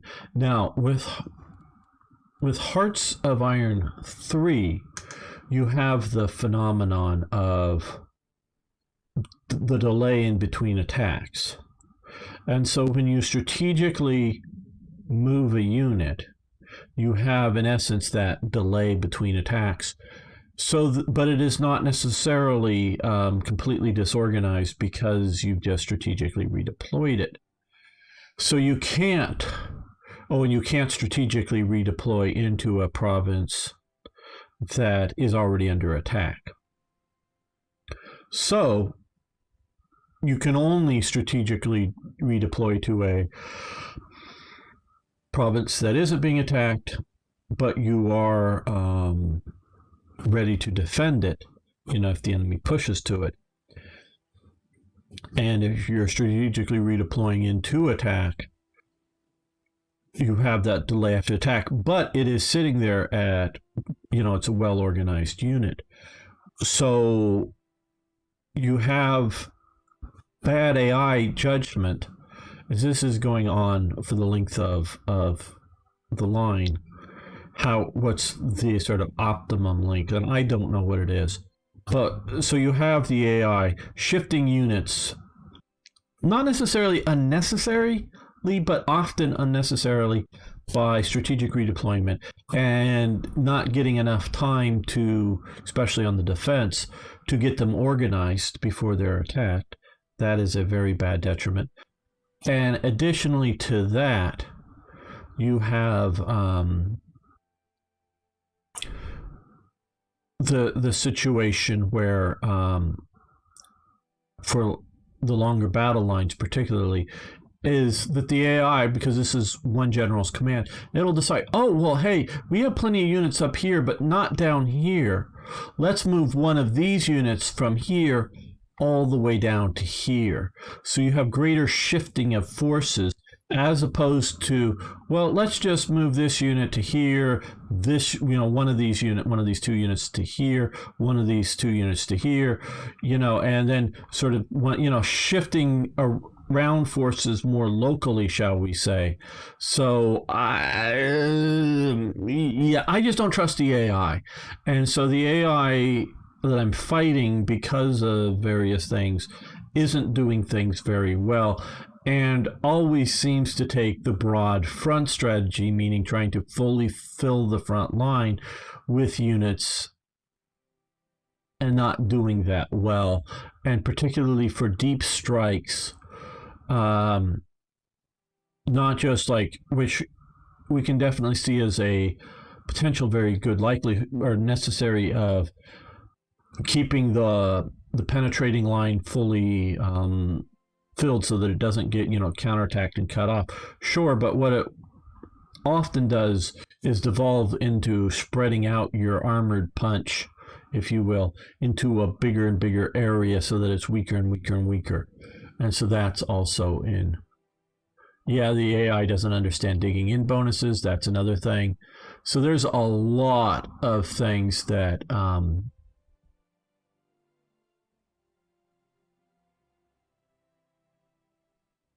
and you're very welcome about the installation video as well. And so that's a lot of the reason why I don't normally play with the AI.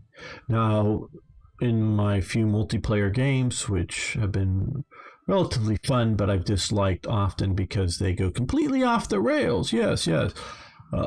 U.S. strategy. One of the first things we're going to do is invade, what was it, Venezuela or Colombia in the 1930s? Okay, these are the people I'm playing with that think it's reasonable that the U.S. is invading some other countries and grabbing up territory. Yeah, it may make good gameplay sense, but sort of broken for me. In that sense, I didn't like it. When actually like playing against the, opponents of one of the games I played is the Raj, actually, fighting the Italians and whatnot, that was fun, fighting a, human player. Now with that, and I was playing again as the Raj, now Japan got decimated by China. So they were just sort of holding it. Japan, China had driven them off the mainland. The AI, get this, the AI, China drove the human player off the mainland. Okay. So but I had prepared, defensive lines in Burma to defend against Japanese aggression. Well, eventually I broke those up, and so my idea was to use those, because you're multiple fronts, but use the the planned defensive lines along the front here, while human micromanaging, British Raj Commonwealth type units. Oh well, Free France is broken out over here because Italy sucks. God, the AI sucks. Oh God, yeah. This is just the.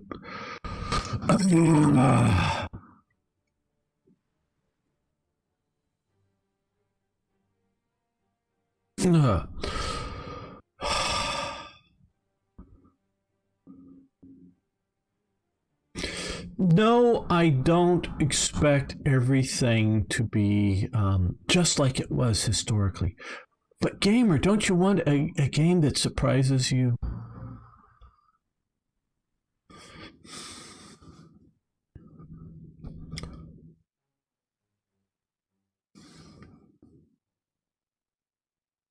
How does this happen? I mean, really, how does this happen? Okay, this I get. This I wouldn't be upset at all because hey, one is historical, two, and it's not just my fetish for history or historical things, but that is an element. But two, it is reasonable, say, for Commonwealth nations, because you can be pulling in Australia and India and South Africa and whatnot. It's reasonable for them to be pushing successfully against the Italians. Excuse me. Yeah, that is a reasonable thing to have happen. Now, what's happened here? Free France. Okay, so my guess, and I didn't pay attention to it enough, but my guess is what has happened is at some point prior to the fall of France and the creation of Vichy France, French forces were able to push into Italian Libya, and then when the peace treaty happened, these forces went free French, and the Italians at various stages, don't know when because I just don't know, but at various stages weren't able to keep enough forces to hold Tripoli. Now however much forces they think they need to, hold the English, sure, but how? See now, because it's these states here. The French had to have taken these states for them to go free French, as opposed to the English taking them with a little bit of French help. And so now, at this point, there very well may be English units sitting here and here, and it's going to, claim territory for free France, sure, at this point. But how do you, and I'm just not, I can imagine, well, oh, this is also United Kingdom too. How is that happening? Oh, probably because Italy didn't have any garrison forces here, and Britain did a naval landing, and so I could see this kind of thing happening here if this was all Britain, because maybe the AI doesn't garrison Tripoli well. It should garrison it because it should garrison most of the port cities, just because of naval invasions. But so I could see this, and then cutting off, being tricksy, and cutting off the Italian forces from all their ports. Oh.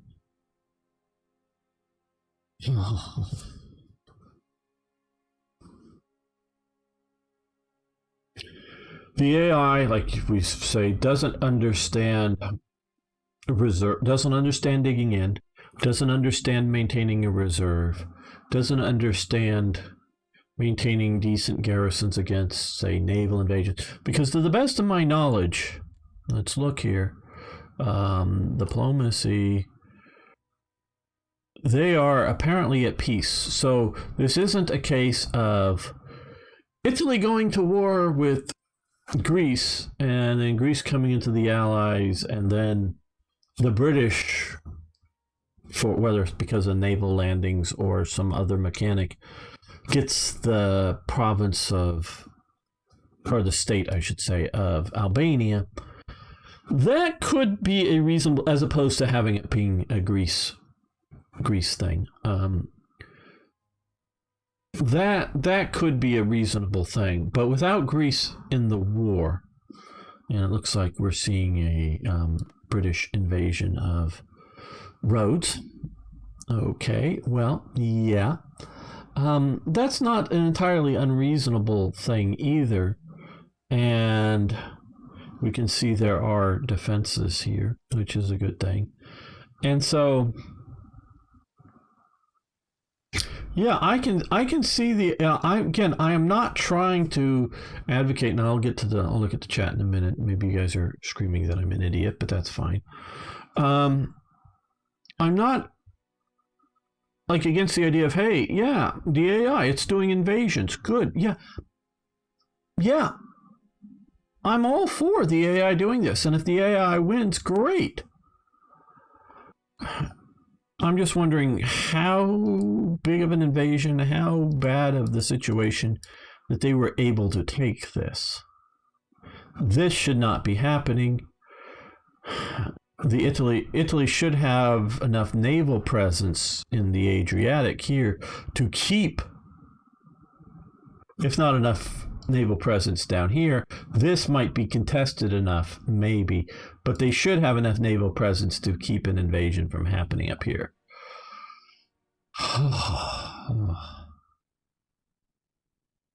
This, at its core, is why I still like Hearts of Iron 3 better, is because I don't normally see these wacky things happening. Because this could be happening if I'm playing as Germany instead of the Soviet Union, just because, now, at some point, I very well may be better intervening, sending German troops to help Italy, sure.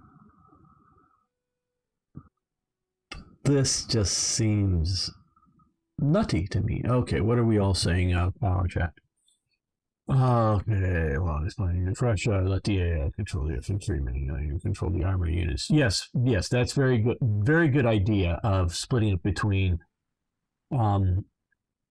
especially on larger fronts. The AI, as I'm just ranting about it, doesn't do everything wrong, and it isn't entirely wrong to say, have the AI do infantry and then taking reserve forces, say, like your cavalry units, maybe as a reserve force to block enemy thrusts, and your armored forces as to make offensive thrusts against them is a good idea.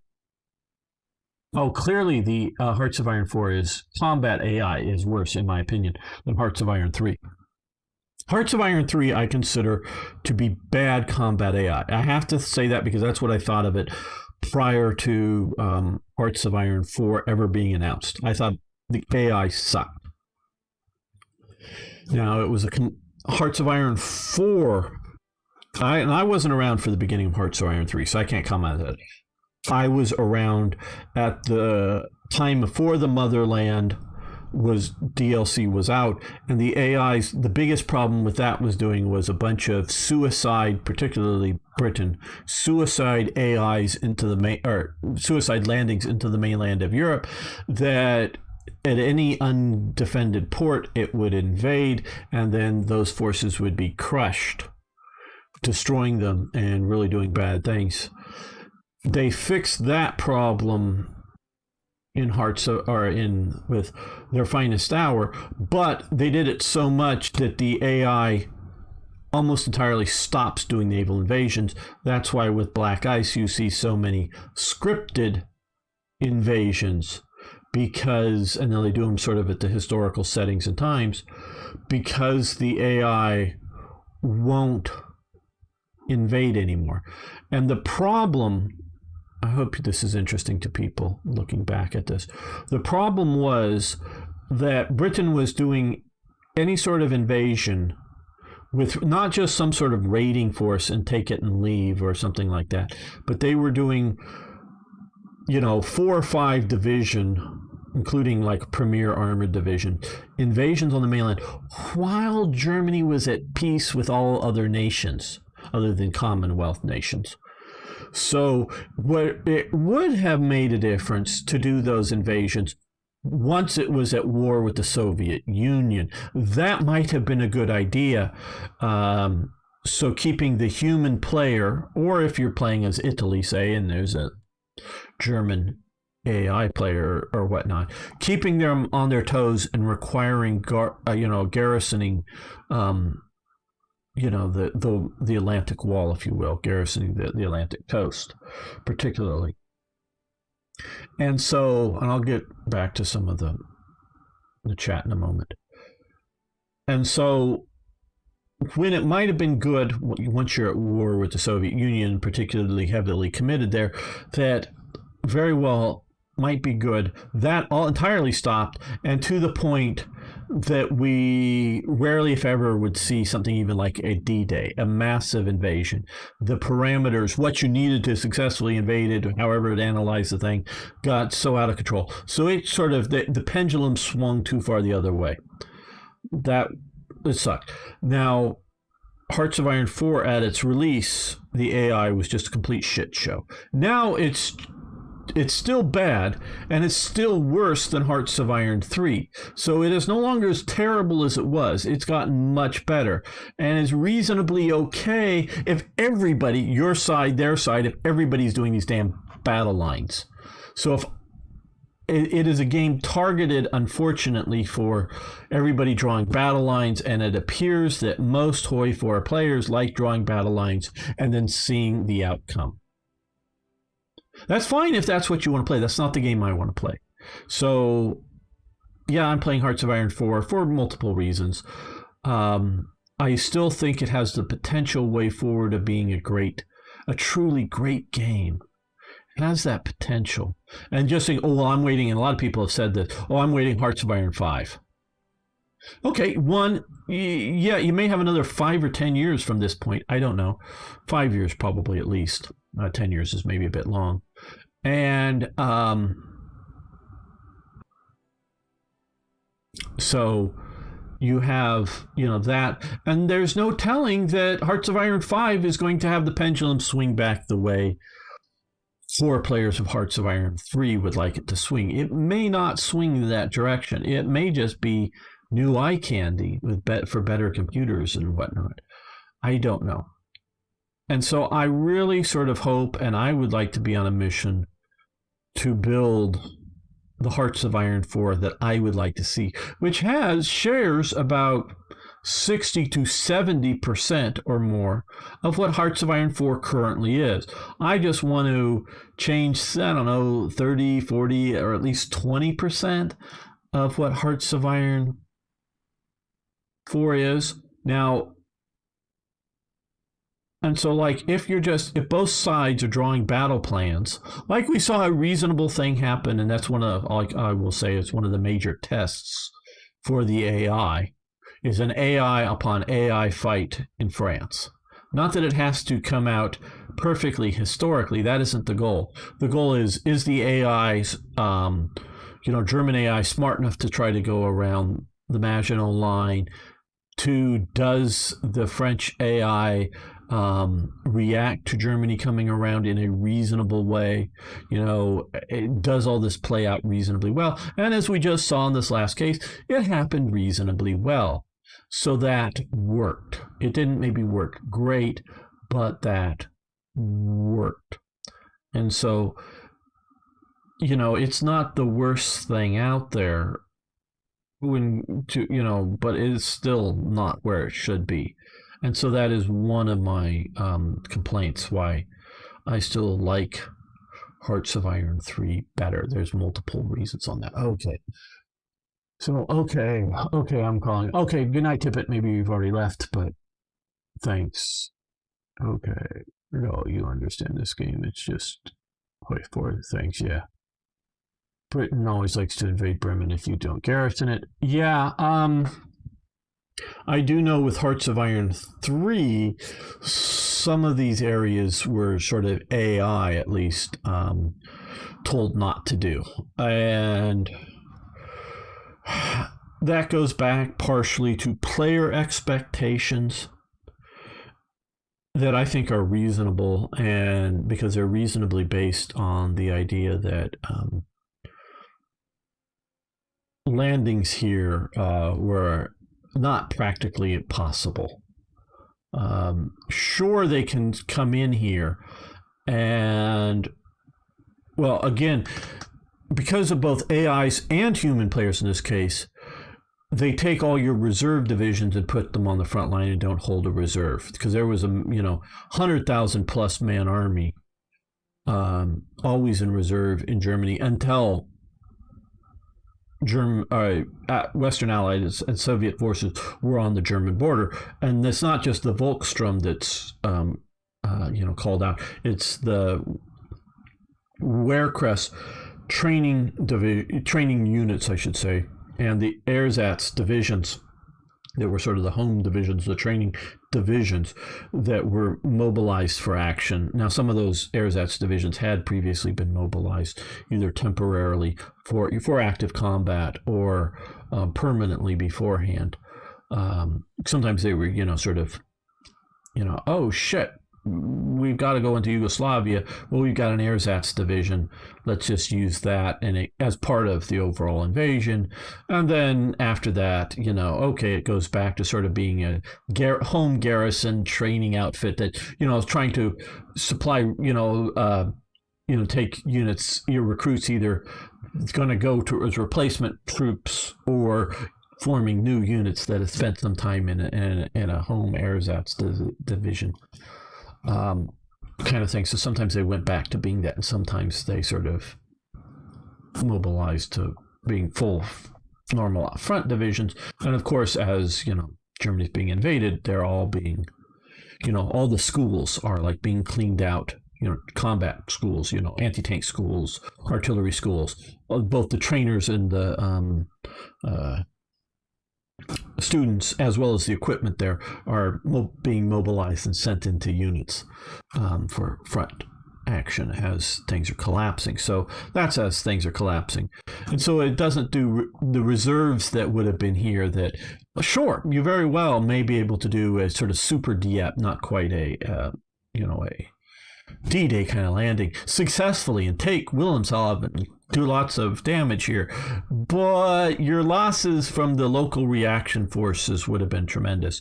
But also the idea that for a serious invasion, you're going to have a lot of supply ships coming out of England, coming up to here, that are going to get all kinds of naval attacks, submarine, both submarine and surface attacks, the E-boats coming out and with motor torpedoes and whatnot, and then all kinds of air attacks, and it just would have been a real problem trying to invade this to that it becomes impractical. Now, it would change a bit if, and so the AI is just programmed not to do that. It would change a bit or considerably if you had a proper, allies occupying Norway and then them trying to come into, Denmark and whatnot. That would be a different sort of invasion and capability. So Britain, why paradoxes success with it being all AI? Why not have a series of scripted plans? They don't want to do the scripted battle plans. Way back when conceptually and I talked to them, again, this was public, so nothing private here, through the forum messages, I talked to them. It wasn't like I went and visited them or called them on the phone, but talked to them. They were convinced. I don't know if they're still convinced, but they haven't publicly changed anything that I've heard. They were convinced that they were going to be able to build an AI that was going to be dynamic and fight this out. And that scripting was going to be a short-term, I'm somewhat putting words in their mouths, but sort of a short-term fix that was going to cause long-term problems. So they didn't want to do scripted anythings, scripted battle plans. One of my ideas was to simply build a UI situation so people could build sort of like this battle planning thing here, but build battle plans, and then have sort of scripted conditions for the battle plans to happen, control these sets of provinces and have this much units or whatever it is, have a conditions based thing. And then the AI can then the AI can go, oh, well, I have 10 scripts that meet this condition.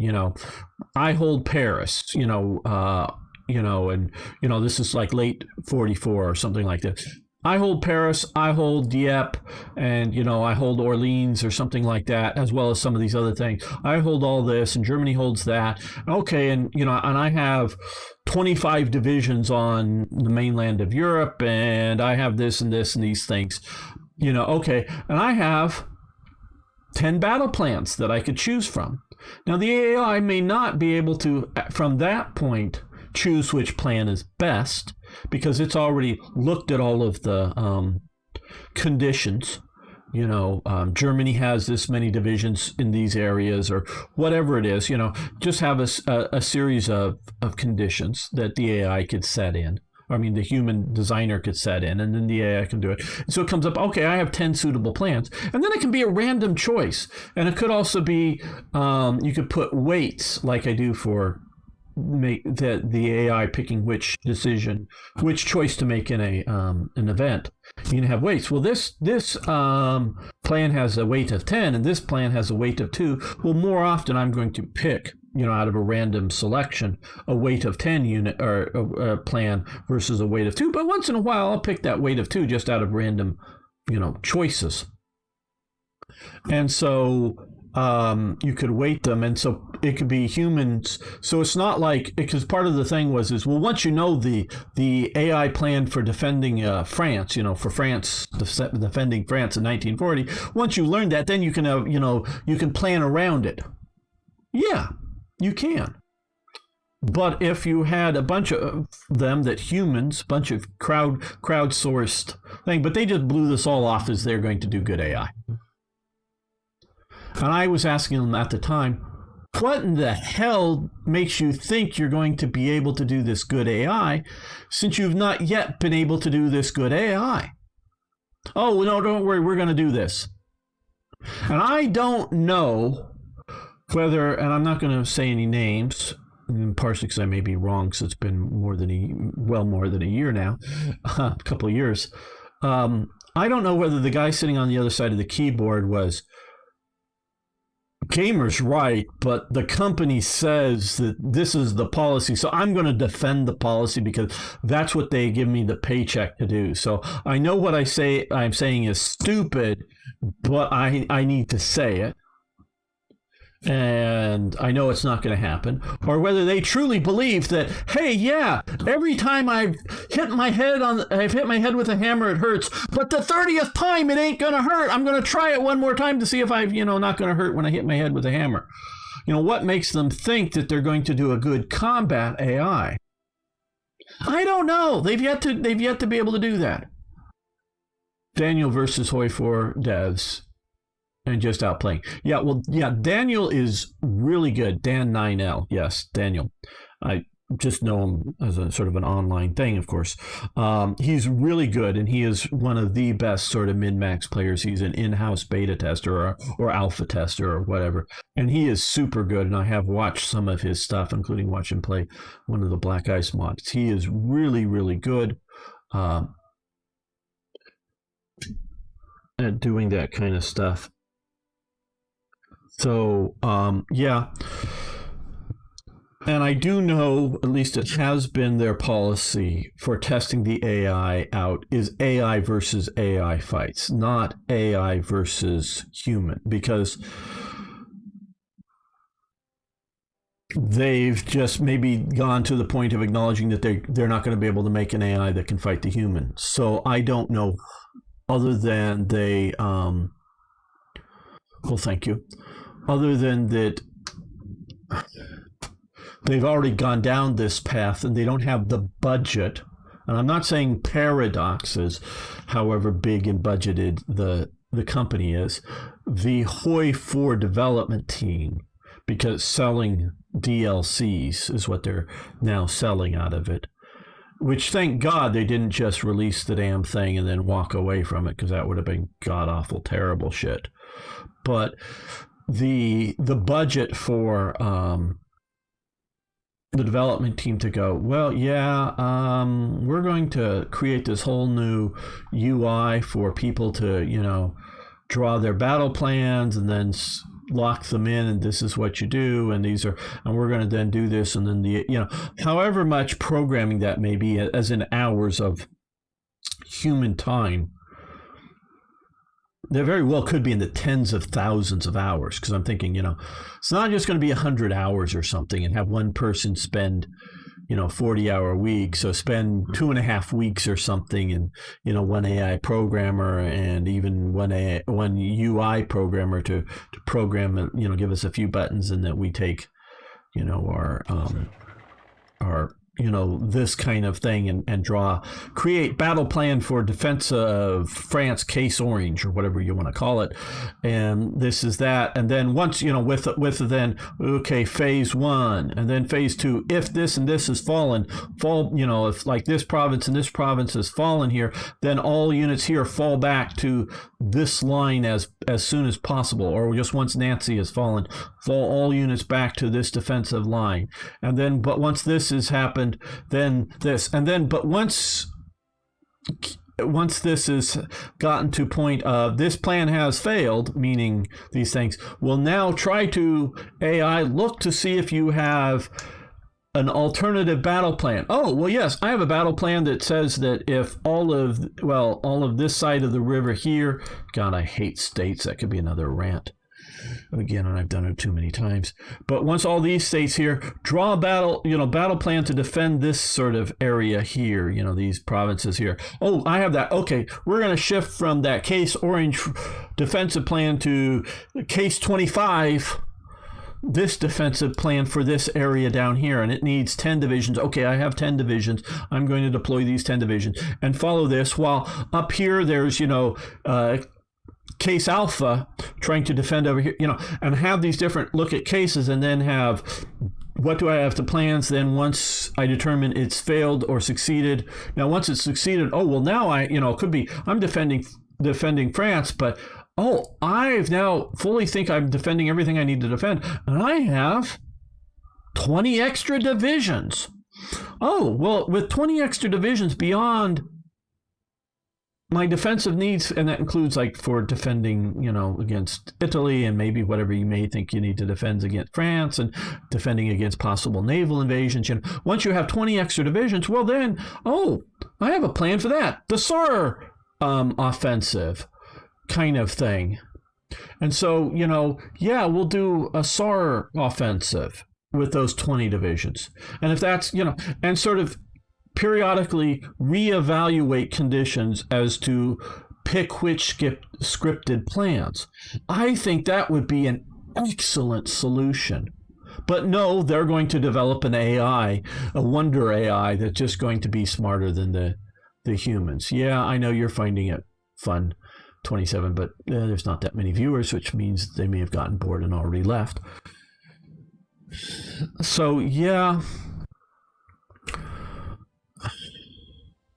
You hear the exasperation of my voice. Again, this has the potential of being such a great thing.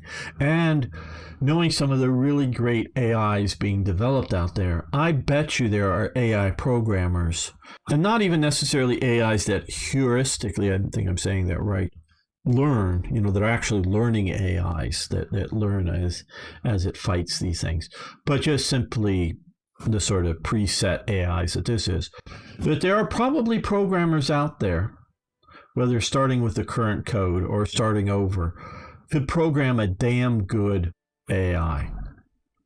But I don't know, one, how many of them are out there. And if there's not a lot, I'm sure they're expensive. They're going to make, I don't know, $1 million a year, in their salary, not just like $100,000 a year or something. They're going to make some big, really good AI. You have some really good AI programmers, probably Google or whoever is scooping them up. So they probably exist. How in the hell do you have this state here and this state here with having this province on this side of this river? This very well may be Hesse.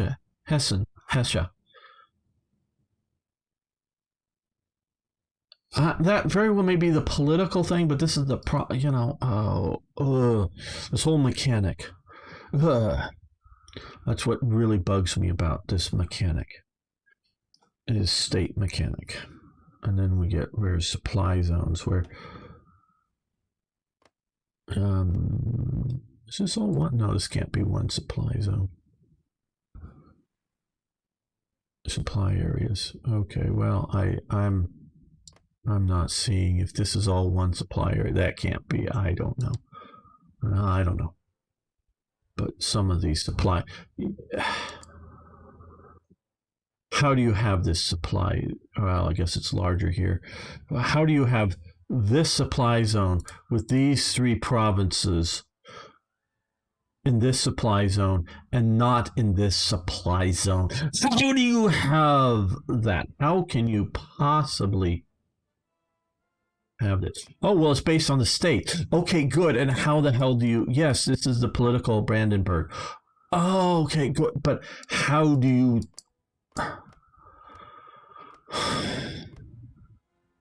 Yes, this is.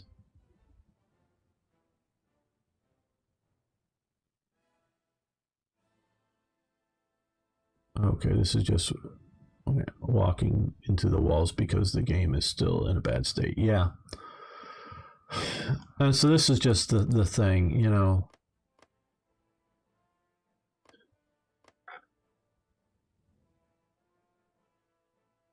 Where is it? This state, actually, here. This is politically right. There was actually the Gau. Once the Sudeten Gau was actually looked like this, and I think it actually may have included a little bit over here, but it was contiguous.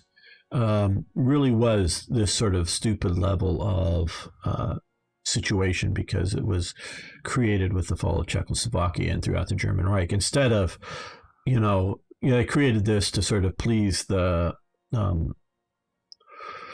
Sudeten party leaders, the Sudeten Deutsch party leaders, the SDP, Sudeten Deutsch party, leaders, once they get integrated into the National Socialist Party, they keep this here like this instead of adding, these two provinces or whatever to this Gau here and, breaking it up. They kept it like this just because of political expediency.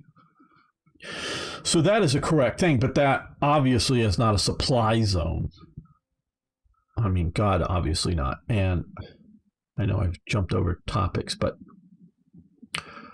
yeah, Magdeburg should be in a similar supply zone to here than this side of the river. I know this is Berlin in the center, but oh God, you know.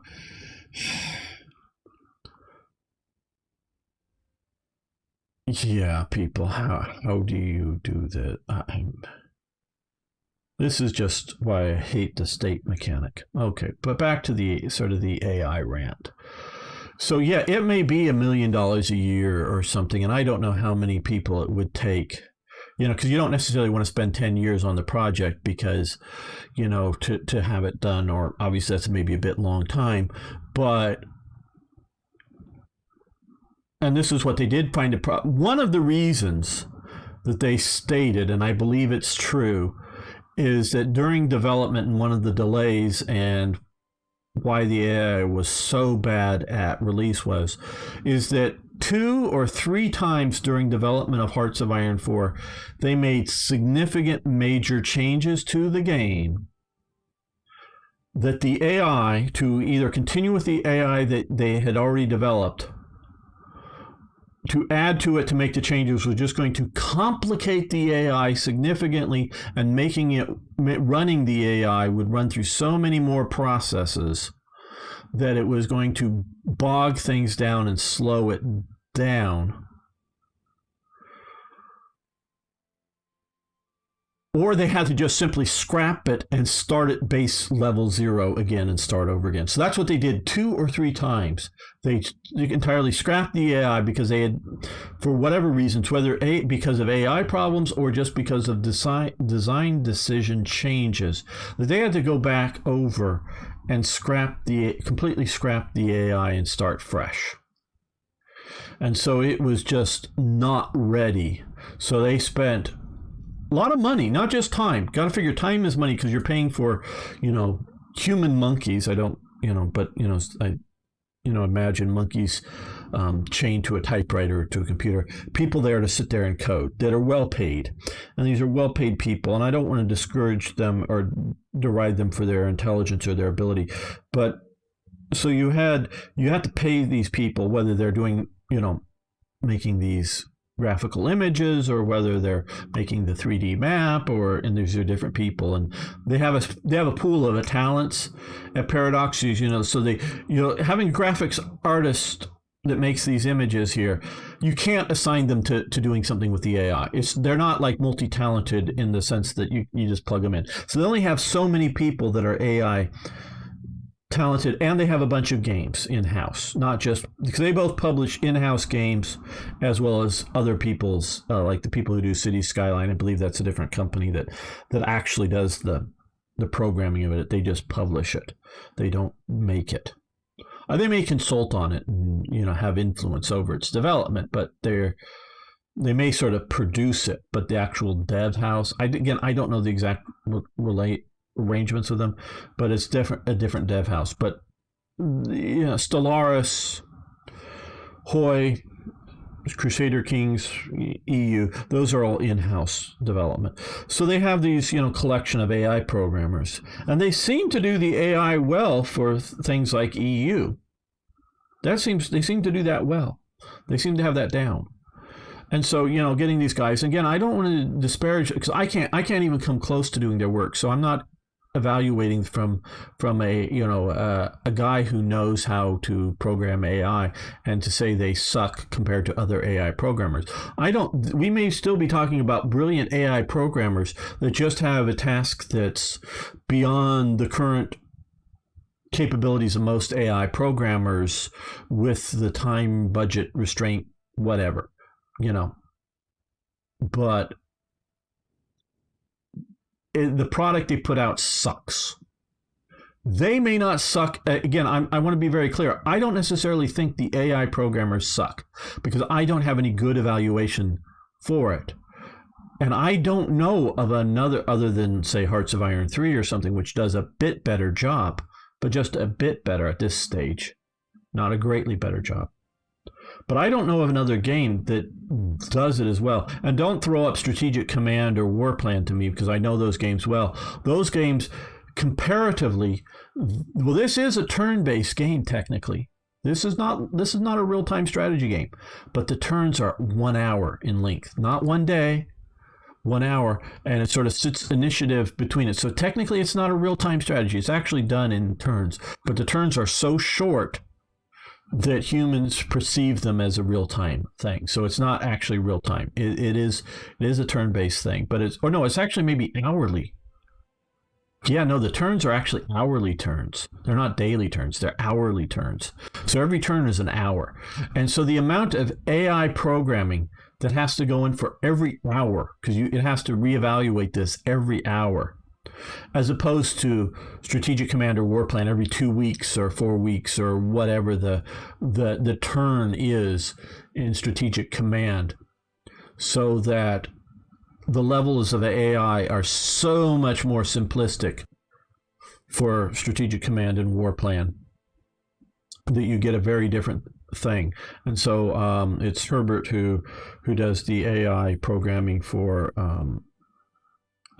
Strategic Command. I think it's Alvaro who's doing it for, or maybe he's getting somebody else, I don't know, doing it for War Plan. But in comparison, those AIs are simplistic.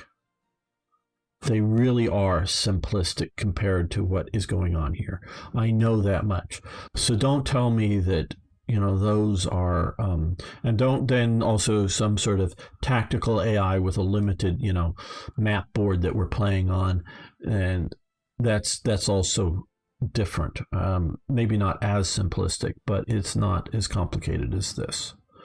So I don't know of another game at this level. And I would love if somebody wants to point one out to me that is doing better. So I don't know of one that's doing better, but I do know there are better options, like I say, of a bunch of scripts that, and if they don't have, they can make a few scripts that are, I figured out how France defends it, and if I just hit here with 8 Panzer divisions, I'm going to crush through and drive straight to Paris and break the script. Yeah. Okay, but then if you open it up to, like I was saying earlier, to having us have a UI to create scripts, so we don't have to program it. So you have to program a UI that saves it into a script format that then can be saved as sort of, like mod files kind of thing. And people can choose to add to the game, and then the AI just sort of evaluates and picks the most appropriate script that it can find based on its category. So it's just sort of an AI choosing program, which I think should be able to be done. Now this again will probably take thousands of hours to program. And you could even go, well, if I can't find anything that, you could even say, even like with what we have here, you even keep this AI. If I can't find a script that reasonably fits my parameters of the conditions, I will revert to the base AI in the game. If they were to do that, if they were to implement that. Now, again, I don't know how complicated that would be, but if they were, I think this could start to become a great game. And now what's like, would not have been better to get the game to the point that they were happy with it and then do the AI programming? Yeah, it's time. Because let's say to program the AI, it's going to take a year, okay? Or it's going to let's say it's going to take a year of man hours. And they did say, and I will agree, that simply throwing more people at it, you can just end up having more cooks and not having causing more problems. So and there can be different AIs, there can be different AI programmers. Say the AI that's programming for production, the AI that's programming for diplomacy can be entirely different than the person who, well, once you're at war, what do? You know, so there can be somebody who's just, or a group of people, a small group of people, programming combat AIs. But let's say it's going to take a year to program the combat AI. And let's just say you only have one qualified programmer to program the AI. So if you wait to get to the game where you like it, then you've got to sit on it for a year and program it out before you release it. And by that time, maybe you're no longer satisfied. There's new games out. People have greater, game revenue doesn't justify this improvement to AI in Paradox's eyes. Continuing revenue for it. The budget. See, it's a budget issue. Again, you know, if you can throw endless amounts of money, you know, if I ever win some super big lottery, trust me, I'm going to try to buy Hearts of Iron 3 and or Hearts of Iron 4. So, hey, if you want to crowdfund $1 billion for me, guys, I'll buy Hearts of Iron 3 and Hearts of Iron 4, and I'll then, because I need more than that, because then I'll find some, you know, $1 million AI people that have proven themselves, and I'll get them to figure this out and make us a good game. But I don't know that, and then we can sell it, and of course the crowdfunding people will get their copies for crowdfunding it. But I don't know that they may have spent, an individual may have spent, you know, $10,000 in crowdfunding, if we ever get enough money to do all this stuff, end up paying $10,000 for the game. I don't know if there's enough people out there that would want this to do it. So yeah, I don't know the cost versus the return on the cost, and as opposed to them just going, yeah, this is as good as it's going to get, guys, we're just going to keep making new shit for it, and hopefully that satisfies people while we're building Stellaris or what is it, Sin City, or no, it's whatever their new sort of gangster game, gangster strategy game, and we're going to be building these, make more money, and not necessarily all bad decisions in making money, but make more money. Getting back to their two original devs from HOI 3, they knew that they were doing what players wanted, not the dev teams that only care about pucks. Well, the dev teams are reacting to some of the massive negative comments the Hearts of Iron 3, in my opinion, are sorry, it took me a while to get to your comment. The pendulum swinging different ways, and base sales, and because they look at these metrics, base sales for Hearts of Iron 4 have done very well, actually, and because they see how many hours we play this game via Steam, there's lots and lots of players that keep playing the game, so they look at it and go, we've sold many copies, and people are still playing it. So they look at it as a success. So unfortunately, they see this as a success. Hold the line, gamers using front lines. Yes, I am using, but hello, Ari. Take my money. Yes, I was in my mind, and not really on paper or anything, designing, before I ever encountered Hearts of Iron, designing it, a game similar in my mind of what I would do, but this is going back 30 years and computer technology has developed, of just sort of how I would do it. There's a few things that I'm not going to go publicly talk about that Hearts of Iron 3 or 4 doesn't do. So if ever anybody really did throw money at me to develop a game, I do have a game in me that is, I think, superior to Hearts of Iron. Now, Hearts of Iron definitely has added things that have influenced me, and I would do best taking Hearts of Iron 3 and 4 and creating Hearts of Iron 5. But I don't have the programming talent to do it. I don't have it at all. I may have a project lead development talent in doing it, but if you expect me to sit at a keyboard and start programming like the Hearts of Iron team, including the project lead, Don Lin, does have, and he's good at that stuff. Trust me, he is good at the stuff. I don't have any of those talents, but I think I could lead a project, meaning I know enough to lead the project and know the goals and whatnot to do it. I have that in me, but I also have in me how to fix 3 or 4, or fix both, or just fix 4 so that it way outdoes 3 and is sort of the super game that we all wanted. Yeah, so somehow either I stupidly win the lottery, or but hey, first just make me a big famous YouTuber. I mean, that's half the battle there, but you got, yeah, I could come up with ways doing it that I think would work and make make this a truly great game. And especially if you go to some of my concepts that, again, I'm not going to talk about, it would satisfy the casual player, the people who sort of like, or rather like, Hearts of Iron 4 the way it is, without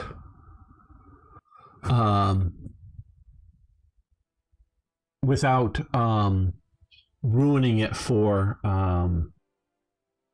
the people who like, shall we say, the people who like. And in some things, I think they've gone too far. It's not bad or wrong, but some of the texts, they've gone a little more complication that they need to for the Black Ice Hearts of Iron 3 team. Have gone, it's a little more complication than they need to.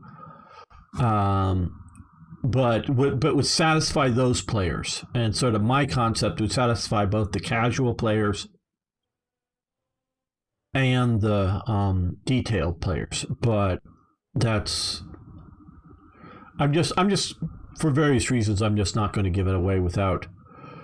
And it's not maybe in my ideas. I'm not saying other people haven't had them. I've just never seen anybody come out and publicly say or have in a game some of the ideas that I would have. So I'm keeping them to myself until either somebody wants to pay me as a consultant, or hire me, or I get to make my own game, because whether they're fools or whether they're brilliant people, sponsor, pay, actually fund a production development. Whether, it could be somebody like Paradox that goes, okay, gamer, we'll hire you to produce Hearts of Iron 5. You can have a development studio in California, and we'll funnel the money to you to start producing Hearts of Iron 5. No, I'll take that job. If they want to start, in figuring that Hearts of Iron 4 is going to have like another 4 or 5 year or whatever progress and whatnot, and then yeah, I'll start doing it. Because you're on the spot one. Thank you. Goodness. Yeah. The hardest community for you to satisfy would be the comp community. Don't get the comp community, Stalin. I'm just going to call you Stalin. I don't get comp community. I get community. I just don't that. I like a good historical RTS war game. Yes. Just because I like military history. Yeah. And my concept wouldn't be a straitjacket that some of the Slytherin games or Matrix games, whatever you want to call them, however you think of them as branding, are partially they're straitjacketed because of the limitations of the AI. Partially they're straitjacketed just because the designers want them that way. They're sort of the pendulum is too much history. Paradox Hearts of Iron 4 particularly is too much alt history in the base game. I'm not against the idea whether it's in mod. Oh, competitive. Okay. Sorry, I didn't get the thanks for that in the competitive. Hardest community satisfied. I don't. I'm thinking the way I'm thinking.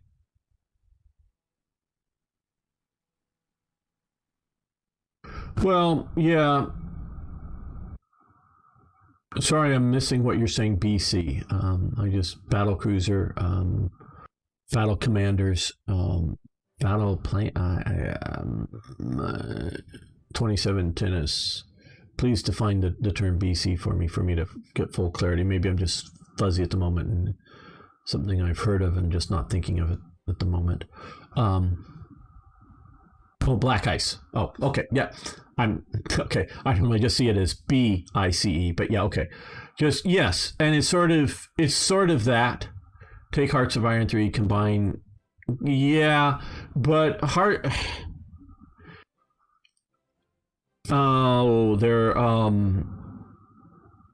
Total Realism Project, TRP, was developing what was going to be the final DLC for Hearts of Iron 3, but because they canceled that because he was taking too long.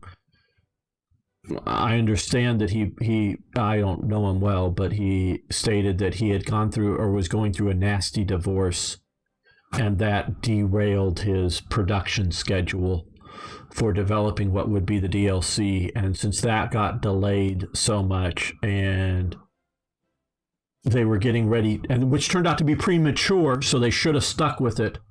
And he was even doing some AI improvements, my understanding, for Hearts of Iron 3, that was going to be the final DLC. He may have not known it as final, but because they prematurely announced Hearts of Iron 4, they thought it was going to come out much sooner, of course. They derailed it, and so he did release it as a mod, but I know he was bitterly disappointed by it. He, I think, understood Paradox canceling on him because he wasn't able to get stuff done in a timely manner. I don't know I don't know if he had any contracts. I don't know if he had any time goals set, but he wasn't able to meet them. And my understanding is just because of his life situation got ripped apart on him, he wasn't able to do it. And I think it was maybe a side project in life and not his main profession.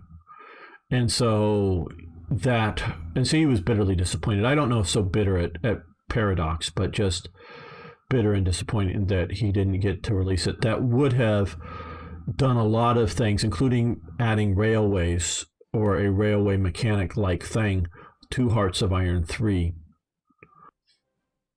And that would have really made Hearts of Iron 3 much better had they done one more good DLC before switching over to 4. But they didn't do that. That's a missed opportunity, including opportunity for good revenue from them. And so, yeah. So it's more than just simply taking Hearts of Iron 3 and Black Ice and combining it, calling it HOI 5. I really love things like production of equipment. I love the idea of splitting up military ICs from civil ICs from naval dockyards. So you can't just say focus everything on tank production or everything on building new factories.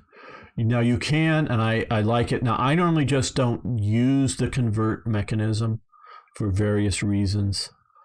But it's a good mechanism to have to convert because there is some civilian ICs probably couldn't readily be converted to military ICs. But if you look at some civilian ICs represent, say, shoemakers that theoretically turn into boot makers. Clothing manufacturers turn into uniform manufacturers. Obviously, they're making clothes and shoes, but for military purposes. So there's definitely some of that. And some of the machine tools that are used to make other machine tools can simply be converted to making, weapons and big machine tools, big forging tools, instead of forging other big forging tools, can be converted to forging tank turrets or something. So there is definitely some swapping back and forth, but that is not easy. But some of these mechanics that are just simply these three things: basic military factories, basic civilian factories, and naval dockyards. Given my design, I would probably potentially throw in 2 or 3 more other factory types. Again, I'm not going to go into details of what I've had in my head since before Hearts of Iron 4. So some development company, whether Slytherin, I don't know that they have the budget or whatever, wants to create another game. I have stuff that is different, that isn't just copying them even in just concept, let alone in coding. Because I don't know the coding well enough to copy it in coding, but definitely my concept is always have had more of different factory types. And so this kind of thing here and this kind of thing is what continually to makes me think that this could, one, be a great game. And even if it's not going to be a great game, it can still end up being better eventually than Hearts of Iron 3 can. But if the AI will continue to completely suck, that's the biggest one. If the AI will continue to completely suck, is the biggest thing that's keeping me from thinking that it's going to eventually overtake. Because, you know, we have the new Intel mechanic. Okay, the problem is gamers' version of HOI is one that greatly hurts the casual player. No, actually, I don't dislike the idea of battle plans. So, and especially if my game was going to be developed, and I could start explaining it to you all, but I don't want to give it out too much, and I don't know how deep I should go, but it wouldn't be inaccessible to casual players.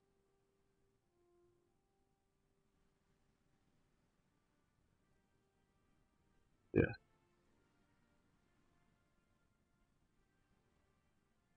Yes, you're absolutely right. HOI 3 takes more understanding than HOI 4. And that was one of the design elements that they chose, and I agree with in Hearts of Iron 4, was everything was going to be clear to the player as to what was going on. There's a whole lot of stuff that it hasn't even been figured out by the modders yet of how it works in Hearts of Iron 3. It's hard to understand.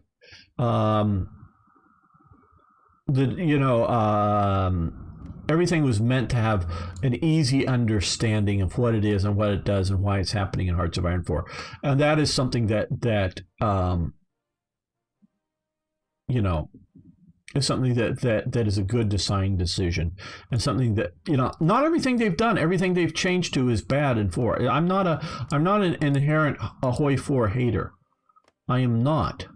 I looked forward to the development of HOI 4, and even with all the hate that's been thrown at it, I've often really liked and given a chance at HOI 4 and think it has potential there. Different countries inherently unbalanced, so competitive gameplay. Okay, yeah, competitive gameplay, messy, difficult.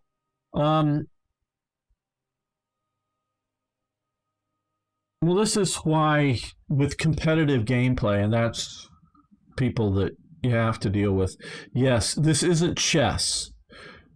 The one unbalanced thing is that white always goes first in chess.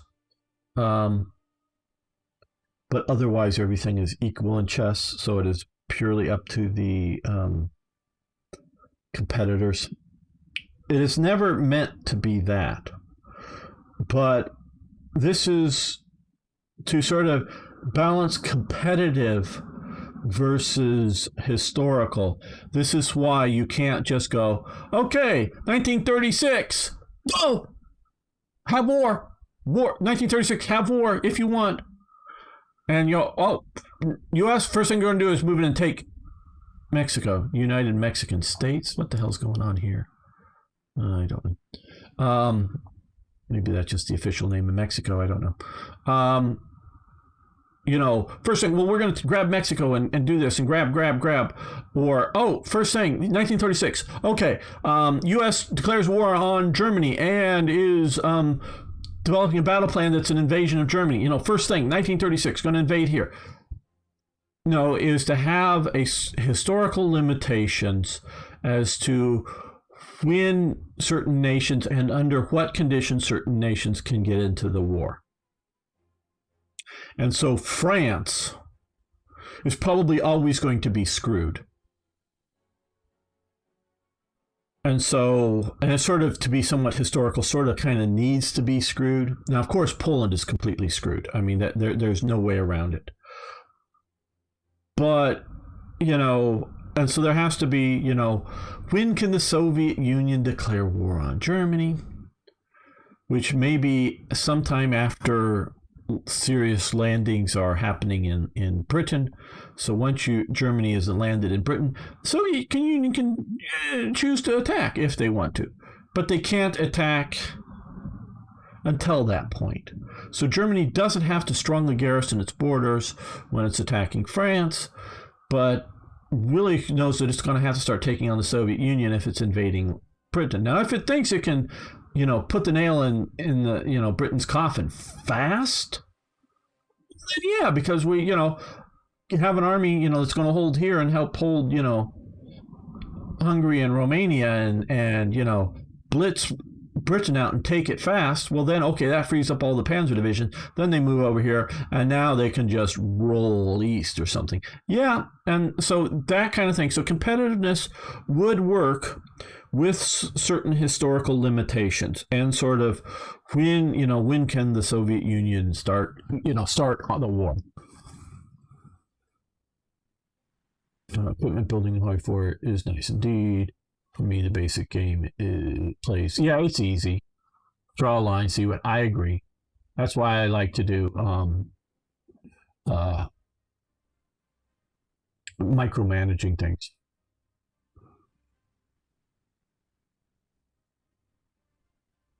Okay, and Stalin, you may be very, very right. I may not understand the competitive community at all. That could be something I'm completely against, or I'm not against, but completely just don't get. I'm definitely, I want to play plausible World War II. That's what I want to play, is a plausible World War II. What I don't want to play is 1936 Risk. And I don't necessarily, sometimes we've talked sort of dumbing down as in this is just sort of a super Axis and Allies game. No, I mean Risk as in the nations are sort of pre-balanced out. The powers are. Germany gets enough, everybody is sort of, some nod to geographical difficulties or whatever, but you define, I don't know, 6, 8, whatever, nations that are majors, and then balance them out like a chess game, and then go,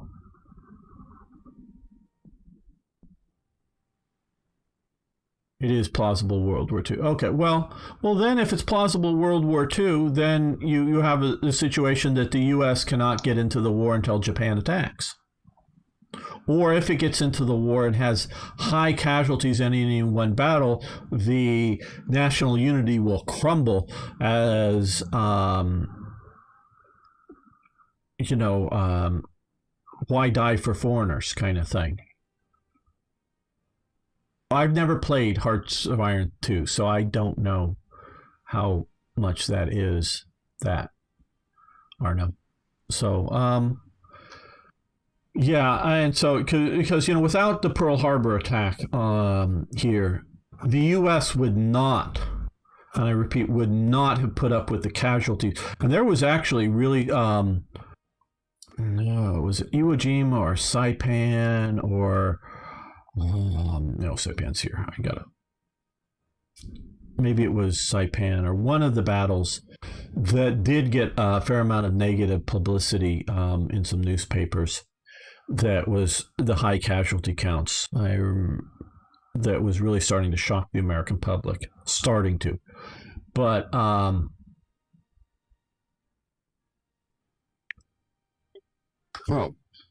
talking too long here. So, yeah, it's the, and even the, casualties and losing battles like Kesselring, or not Kessel, Kasserine Pass, those would have shocked the American public too much without Pearl Harbor happening, that there would have been and there would have always been a huge peace movement going on had just FDR intervened. And that would greatly weaken, and Americans would not have put up with rationing of any sort and other things like that. They just would have said F you and no, and you can't force the American people. Not really. We're starting to see, like, our recent, I know this has turned into a long talking episode, I'll have to mark it as such. Our recent current conditions that we're all living under are starting to push us in America a bit too much.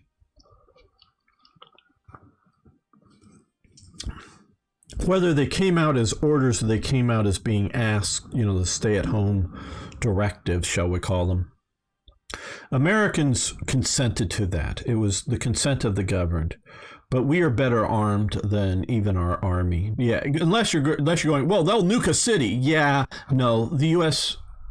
Army or Air Force isn't going to nuke a city. They're not going to start dropping bombs on cities because you didn't obey the government. No, we're better armed than way better armed than the police forces. And even if you start to put the army on the street just as a sort of a defensive measure, putting them around government buildings or something, as sort of a defensive measure, we're better armed than the army is in that case, quite honestly. So you can't enforce this on America, and that's also the case back in the 30s, even more so than today, because of things, and the army wasn't that big. So you can't force America into World War II without the consent of the governed. And if it looks like just a volunteer war, sort of like the supersized American volunteer group in China. Now those were just fighters, fighter pilots and fighters. But if it's, sort of expeditionary forces and it's not a draft, it's just sort of like, volunteers to go fight in our crusade in Europe. Yeah, that's going to keep America heavily nerfed. And they won't put up with all of the production. They won't put up with, I can't buy a new car. No, you keep those automobile factories going. You don't get to turn them into tank factories or truck factories. You keep producing my cars for me. So that you have to keep America on a civilian setting without direct attacks. And that, I think it was it could be Peleliu. I've read the Nimitz biography and a few other things on it, and I'm a little fuzzy on that. But it was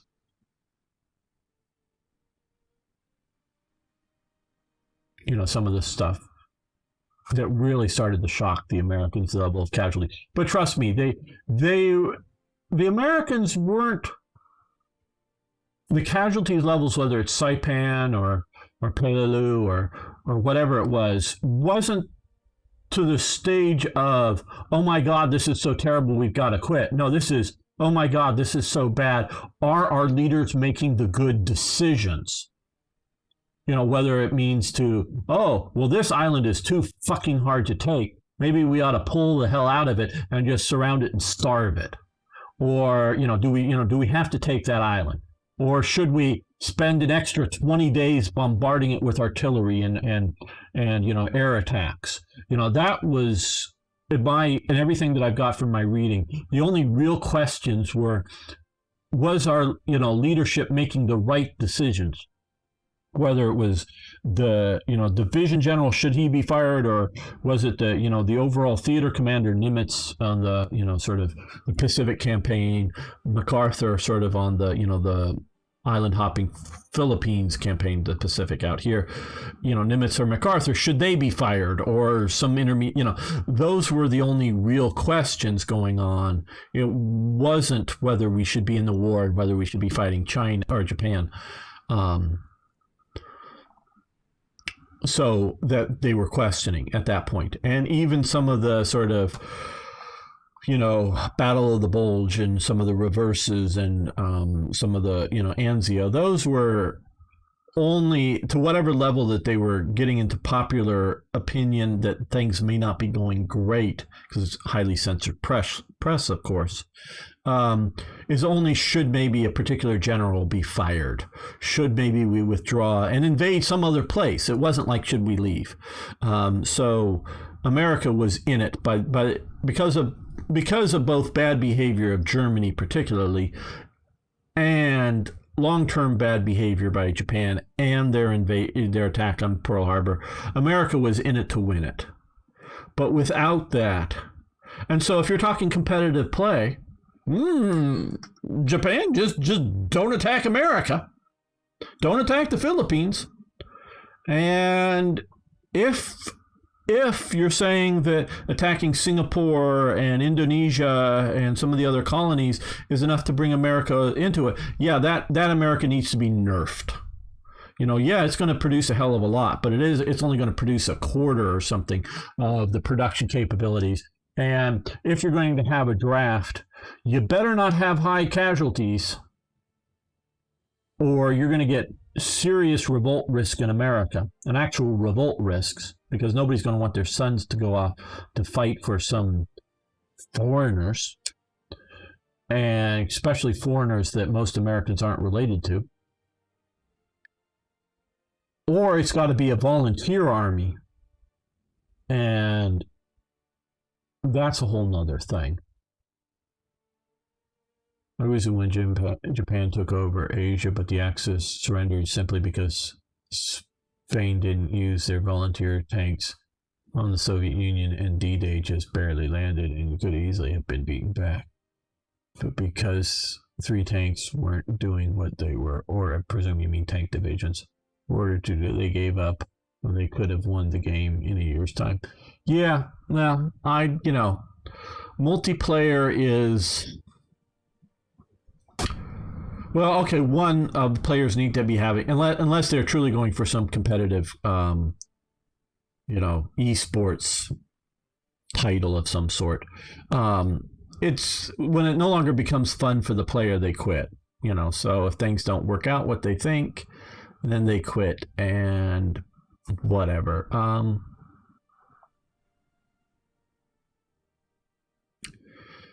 I have mixed feelings on multiplayer, and as Ari knows, I have a desire for a multiplayer campaign for Hearts of Iron 3 to play one, but it's not going to be scripted by any means, but it definitely, when certain nations get to join the war versus when Germany or Japan decides to attack them, that will be highly limited and established beforehand, and of course everybody, by volunteering to play, is consenting to the basic rules. So yeah, well, I think we're going to end this rant episode here of what I see wrong and what could be a glorious game. And I truly mean that. It could be a glorious game. And yes, that's partially just a mix of HOI 3 and HOI 4 with better AI. But it could really be something stupendous. Okay, thanks everyone for watching. Thanks for liking the videos. If you haven't already, please subscribe. Love to hear your comments on any of the topics I've been given. I've been giving over the episode. So thanks so much. See you next time for more Hearts of Iron.